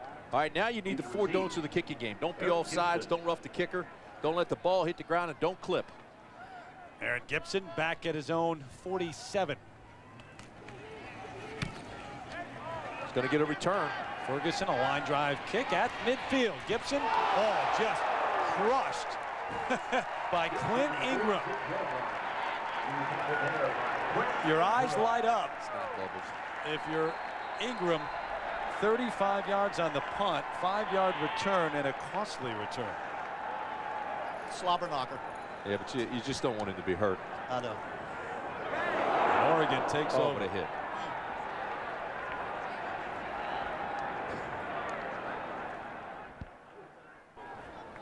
We're glad to report that Aaron Gibson, after taking that shot, is up and is on the sidelines. And they're still working on him, making sure that he knows where he is and how many fingers they're holding up. Head-to-head collisions are dangerous. You've got those certified athletic trainers over there making sure there's no concussion. Clemens throws on first down well behind the intended receiver. You know, we sit and we joke about it, but I tell you, this is dangerous. If you take another look at this play, this is some kind of hit. Head-to-head, that's what you're very, very careful about. Here's Gibson. Now watch Ingram will come, and it is hat-to-hat right here, 44. Bam! Tuck your tail, sky your eyes, drive, and you want to drive through the chest, but watch. His hat comes up high. They go helmet to helmet, and the knockout punch. But Gibson's okay. I spoke to the National Trainers Association. They said they don't want people saying got his bell rung. Dinger, this is serious when we talk about head injury. Don't make light of it because a concussion is a very serious thing. 2nd and 10 for the Ducks. Play action again. Clemens with time dumps it off. Williams the catch. Not much going on though. At the who else? 41. Guess who? Rufus Alexander. Alexander. Oh, what a start to the season Rufus Alexander has had. The sophomore from Baton Rouge did not start the first game. It was great Gayron Allen, but last week Alexander getting the start against Houston again this week. And Gibson going to sit down and rest for a while with the cooling apparatus on his head. Clements over the middle, dumps it off inside the 30. Maxwell's got it down to the 27. Give a lot of credit to Maxwell for not quitting on the route, but all the credit has to go to Clemens, the quarterback, who bought as much time as he possibly could. You know, when you've got those red jerseys flying around and he sits back, watch how he's in the pocket. Looks to the right, now he'll come off him. You see him go over the middle, finally sees him, bought as much time as he could, and delivered the ball perfectly. And how about those big smellies up front now? I didn't see anybody close to it. They double teamed too. I stopped all 4 rushers on the line of scrimmage. See, now I'm going to tell you the same thing I always tell Keith Jackson. Yeah, their mamas are watching. Don't call them smellies. They're big smellies. He said big and smelly. Big and smelly. Gave him some credit at least for being big. First down. Clements wants to run this. Doesn't want to get a hit like that, but gets to the 23. Lance Mitchell on the hard hit. A reminder, tonight's primetime lineup. Laugh till it hurts with America's funniest home videos at 8 Eastern, 7 Central. Then see who's crowned Miss America at 9 Eastern. That's tonight right here on ABC. 7:23 and counting here in Norman. And what's turned out to be a gorgeous day. It was 95, 96 early in the day, but the shadows creeping in. Not bad. Oh, we got a fan on us. Oh, that's why it's cool. Whitehead breaks through. Down to the 12. Terrence Whitehead. He's explosive, isn't he? Terrence Whitehead. 5'10", 210 pounds, played well all day, one of the captains of the team. Both these teams have so much pride. Oregon still fighting to get in this game, and Oklahoma does not want to give up another score. They've got so much pride on defense also. Look at him right here, split defenders, and then he's got that extra burst. Gain of 11, and not a bad 1-2 punch for Mike Bellotti with Whitehead and Washington. Brandon Shelby, the man who's on the turf and injured. Shelby is the nickel back. It's been a nice slugfest in the second half. You know, it really has. I think 14-7 Oklahoma's way, but it's been a battle.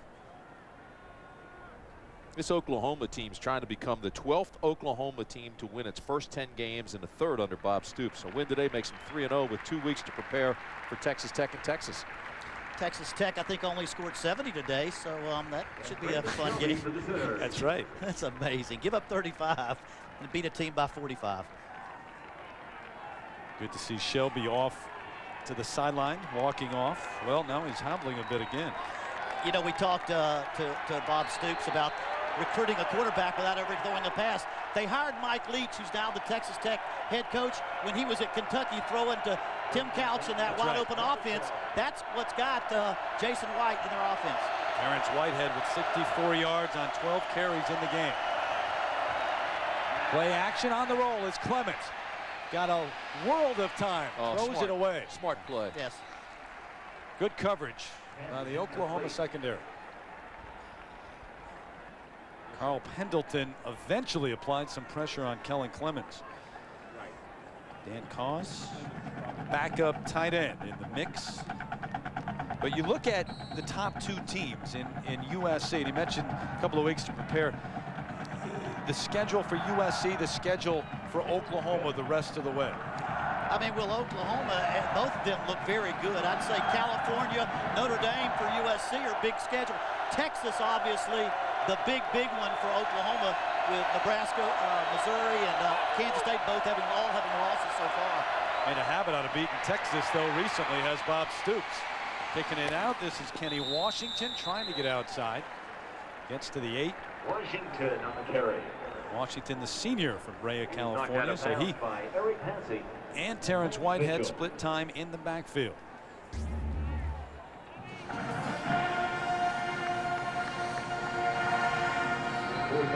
I'm telling you something about Ingram. Ingram is a good guy, but he's got bad intentions. He flat out hits folks. Well, you know, if you're going to run that option with a passing quarterback, you've got a chance to get that passing quarterback hit.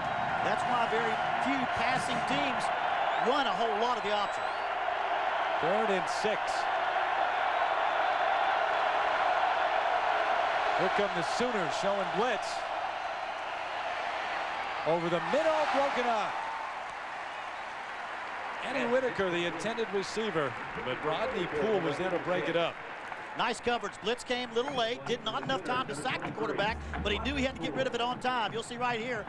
Here comes number 10, number 9 in late. 4th and 6 from the 8. Boy, Poole makes a great play. That's a big-time play. He's got a big tight end there. You hope to get it in his frame and catch it even though he's covered, but big-time defensive play. So where Clements wanted it before he got it. You know, he rose the foot to tell his center, yeah, I'm ready, but he wanted the ball before that blitz got there. Before it came, that's right. 25-yard attempt from Jared Siegelman. Need a good snap. Didn't get one the last time, and this one's blocked. So they bobbled the snap the last time. Don't pick up the first down, and now the Sooners block it. It may have been Rodney Poole. We'll see. You know, Terry mentioned the inside snap on the hip, which is hard to feel. He got it again, but he made the catch and he put it down. But this thing was knocked down like a fly swatter. I don't know what the vertical jump is over there, if that was Brandon Poole or whoever. It had to be low. Watch. Inside, there it is. Now watch the low kick. Oh, my. It had, yeah. That's one of those 47 vertical jumps. No, I'm kidding. I'm just kidding. Maybe 41. Maybe 42. I tell you what, though, that's illegal this year. You can't jump with that's an illegal play. We'll come back and talk there about should have been a flag. But Poole was the man who blocked it. Fellas, I'm telling you right now, Oregon should get another chance at this kick, and I'll show you why. Watch number 44 right here. This is a new rule this year. A player who runs forward and leaps in the air in an attempt to block a field goal or an extra point may not land on an opponent. He did. Should have been a flag. They should have had another kick. Irrespective of the fact that he did not block the kick, he in fact caused the infraction. That was Rodney Poole that blocked it. Look at Peterson bouncing off a one to the outside. Finally brought down at the 15. Well, Adrian Peterson just showing you why he was all everything in high school. Here comes 44, Ingram. He goes up. The rule says you cannot come down on anybody. He clearly did. That's a infraction. It's a new rule this year. There should have been a flag. There is none. It's a new rule, and the officials should not have missed it because his emphasis should be on watching a new rule they just put in this year. 2nd and 5. Do you like the rule? Yeah, I do. Absolutely.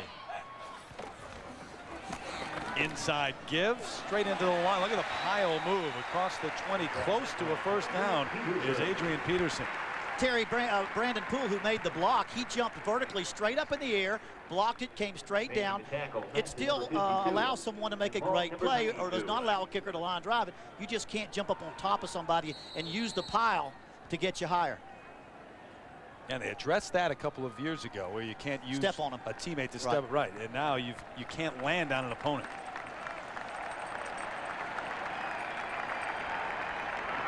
In the 6 yards to the 21-yard line.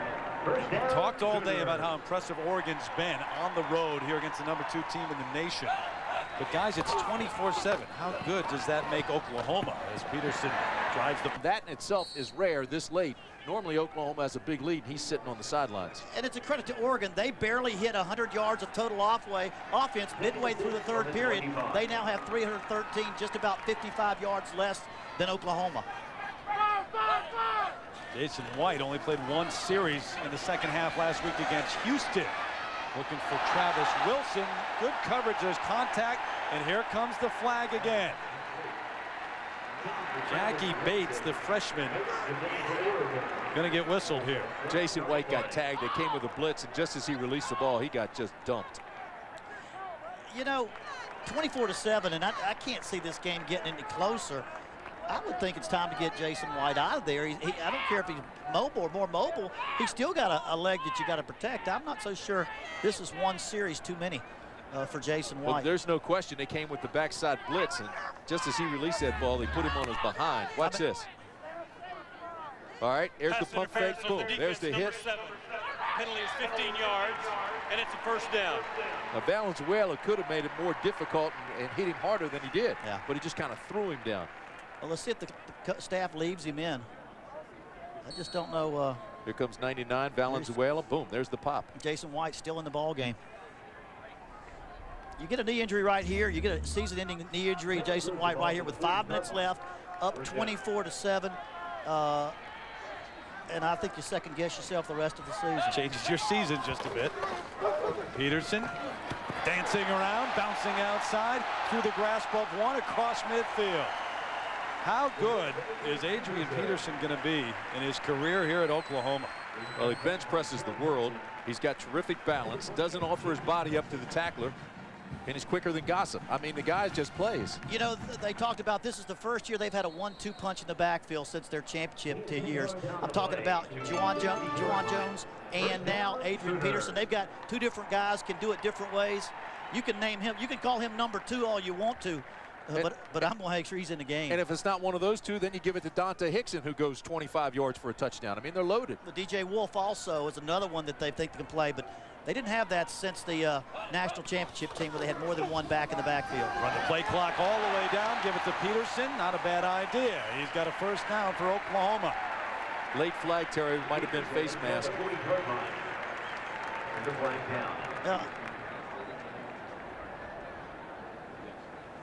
You talk about Jason White still being in the game. His numbers in the Heisman. There you go. There you go. Even more impressive when you consider that over the last 2 years, White has been on the bench 6 full quarters because Oklahoma has blown so many people out. Yeah, and I think maybe there's a toughness factor is getting your first team to go 4 quarters, making sure they see 4 quarters. Little face mask there. Inadvertent face mask on number 28 of the defense. It's a 5-yard penalty from the end of the run, and it's enough for a first down. Well, here's the deal with Jason White. First Heisman Trophy winner to return to school with the trophy since BYU's Ty Detmer got it in 1991. Then you look at, does he have a shot this year? Well, he doesn't have any pressure. It's probably between he and Leinart, the way the formula is, because the quarterback has the advantage. He throws deep. That makes for highlights on SportsCenter. Gets plenty of recognition. The team will probably be in the national title hunt. All that mixed together, he's got to be the leading candidate again for the Heisman. Peterson busting through. Adrian Peterson might be in the hunt now before the year's out. But here's what Jason White must do. His last 2 games against Kansas State and LSU, I think the crowd felt he's maybe overrated. He didn't throw that well. He couldn't move. I don't think they knew how injured he was. He wasn't mobile. He had a knee problem. He had an ankle problem, a wrist problem.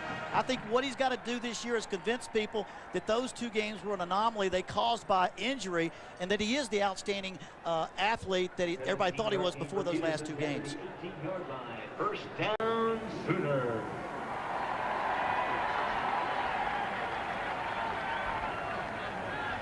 After the gain of 16, 1st and 10 from the 18-yard line.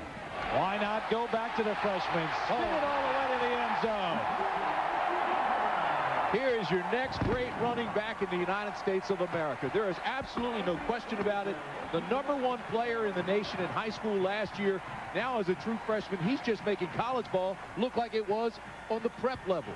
They don't come around every day. The last time I was in Norman in 1978, I sat there on the bench for West Virginia and watched Billy Sims win a Heisman Trophy. He may be the next best one since old Billy Sims. Well, I said he looks like Marcus Dupree in the 80s, but I'll tell you, he's better than Marcus Dupree. Sorry, Marcus.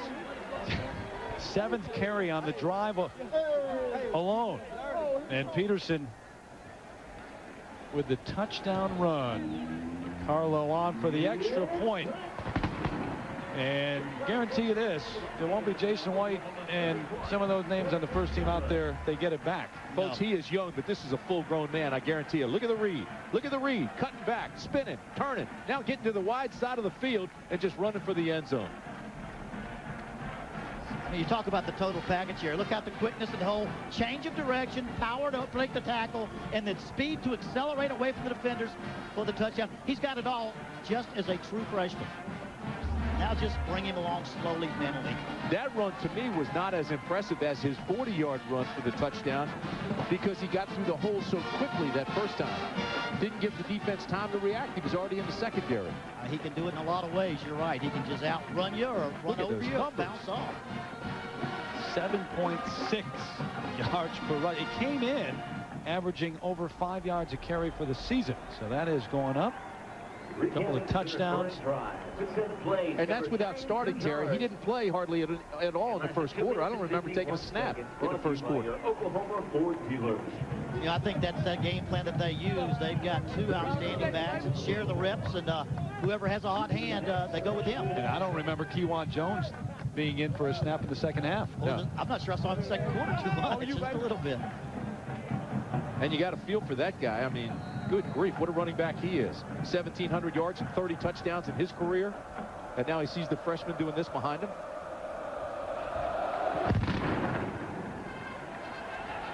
Short kick. Fielded it at the 20. Ryan Shaw hit hard at the 20. It's been a hard-hitting game. It really has been a slugfest second half. I mean, an actual slugfest right now. Well, this fall on ABC, they survived the crash, but can they survive the unknown? Lost premieres Wednesday at 8 in Norman. Some of the crowd starting to file out now. Talk about hitting is what you're talking about. These are the hits of the day. First they come, they slobber knock you, then they give you snot bubbles. Then they got the, what'd you call it, the back me up? Knock 'em back. Knock 'em back. Knock 'em back. And that's just in your face. So it's been that kind of afternoon. Which is the worst one officially? What's the worst one? Probably slobber knocker, I would think. The snot bubbles is kind of when you're beaten. I think the slobber knocker would be the worst. All right, I'm with you. Mouthpiece one way, slobber the other way. Terrence Whitehead on the carry as you look at Peterson. A little winded. Not much, though, on the sideline. Dennis Dixon, by the way, is in, the freshman quarterback on in relief of Kellen Clements. There's a look at Bob Stoops now in his 6th year, 57 wins and a national championship. He's done everything right. He embraced the tradition, the former players, the ex-coaches. He's very confident. The players feed off that. He has the highest winning percentage of any OU coach. There's Dixon, the freshman, throwing on the run, a little bit behind his intended receiver, another freshman, Cameron Colvin. And you know, the greatest asset or strength of Bob Stoops, he makes people become the best they can possibly be. Remember when you were young, your mama told you you were going to be special over and over again, and finally you felt you were going to be special? He convinces every one of his kids. How many times did we hear him say, this kid's special, that kid's special? He says it over and over again to them so much. They believe they're special. They play special. And I think that's why you see so many Thorpe Award winners, Butkus Award winners, and Heisman winners. Yeah, I agree. And he's humble. I sat there and I said, here you have a higher winning percentage than Bud Wilkinson and Barry Switzer, two of the all-time greats here in Oklahoma. And he says, oh, don't put me in their class. Longevity is what he said. They haven't done it for as many years as they did it. Rosario at the 31 after the catch. There's a flag, a late one at the 26-yard line. Tackled by Clint Ingram. Clint Ingram on the stop. 7th catch of the afternoon for Rosario. You know, Bob Stoops' dad, his dad, Ron. His dad passed away, high school coach Cardinal Mooney. And he had sons, Ron, Bob, Mike, and Mark. And when they were young, he would show his films on the refrigerator door, and they'd all sit around and watch the film when they were young. Blocked by number 24 and number 61 of the offense. The penalty is declined. It's 4th down. You knew that had a great impact on them in becoming a head coach. To have a father, they just sat around the kitchen floor watching the high school film on the refrigerator. You would know. Oh, well, that's exactly what we did. That's exactly right. And he lost his father when he was a coach at Cardinal Mooney. His brother's now an assistant at Cardinal Mooney. gives a lot of credit to his mom, Dee, who has raised all those boys, too. Great, Mike, head coach at Arizona. Mark's an assistant there. What a great family. I thought what was incredible is when you talked to him about that, Coach, he got teary-eyed. Choked up. Yeah, sure did. Guess what, guys? Got a chance. Perkins, though, surrounded at the 47 with a flag coming in. You're the return guy. You don't want to hear him call that middle return. I mean, sometimes you break it, but you got a better shot when you get behind that wall. Getting hit, yeah, you want a little wall in front of you. Hasn't had many opportunities to even try to bring one back today. You know, 31-7, but you have to think Mike Belotti's going to bring so many positives to his players out of this game, the way they played. The score is not really indicative of the great game they played coming into here off of a loss to Indiana.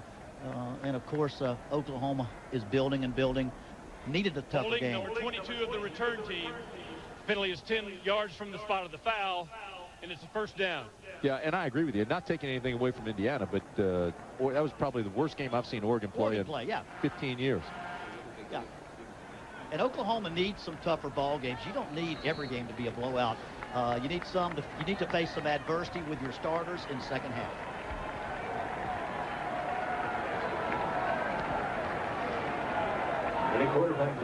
So Oklahoma taking over with Tommy Grady, not Jason White. As we mentioned, we wouldn't see White back. DJ Wolf, the freshman, gets the call on first down. Send it down to Sam Ryan.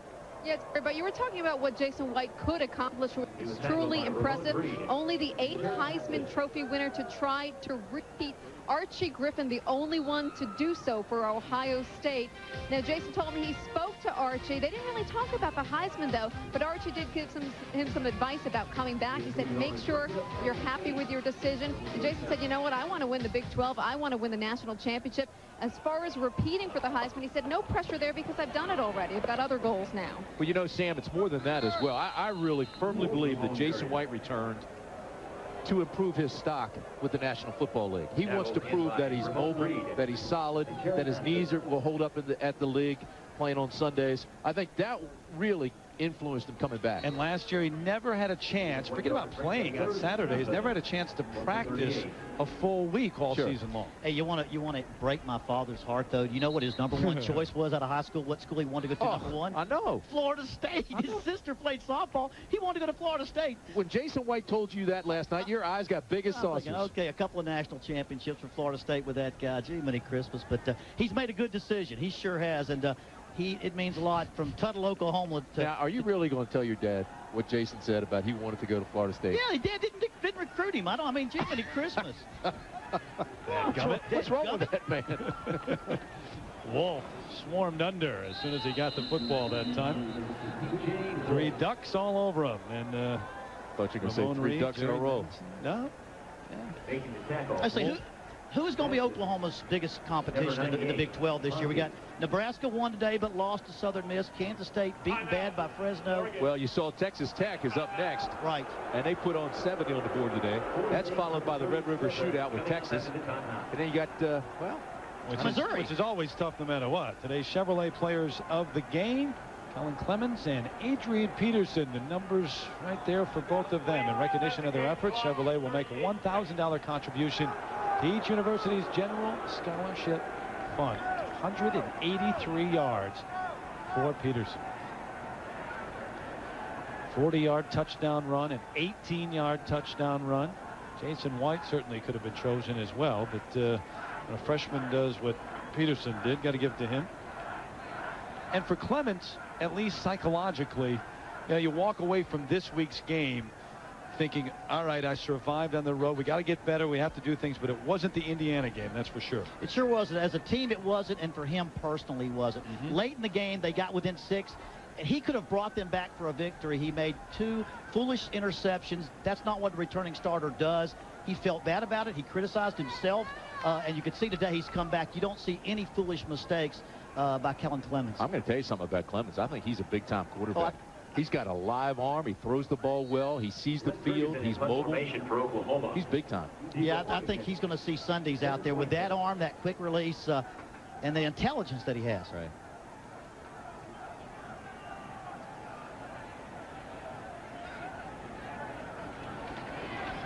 Ferguson's punt. Whitehead back. Oh, this is a good punt. The 13, and he's staying right there. 49-yard punt, no return. Mark Bradley made the tackle, I believe. There's a great story, Mark Bradley. Coach's kid, walk on from Pine Bluff. I think he scored a touchdown in his first kickoff return, first pass, and fifth pass reception. We had first touchdown. 3 out of the 4 things you can do, he had a touchdown each time he touched the ball the very first time at Missouri. His father, a wishbone quarterback at Oklahoma. Ran a lot of that back in the day. Yes, the old wishbone. You know, after the next 2 games for Oklahoma, you're not impressed with the schedule, are you? I'm not as impressed. I don't think the Big 12 is as strong this year. I really think Oklahoma has got a better offense than they had last year. They don't have as good a defense yet. It's very good. I lack some leadership. And I don't think the schedule in the Big 12 is quite as tough. Texas, we'll see, but Missouri ranked high, got beat early. Nebraska got beat early. Kansas State got swamped early. I don't think it's as strong, and I like their chances of getting through the year undefeated. Final play, actually they don't get this one off. So Oregon comes in, improves from the first week, but a tough test on the road here in Norman. It's the Sooners with the victory, 31-7, and they go to 3-0 on the year. ABC Sports is online at ESPN.com. Search ABC Sports. For Tim Brand, Terry Bowden, Sam Ryan, I'm Terry Gannon. 31-7, the Sooners have won here in Norman. This has been a presentation of ABC Sports Championship Television. Goodbye, everybody.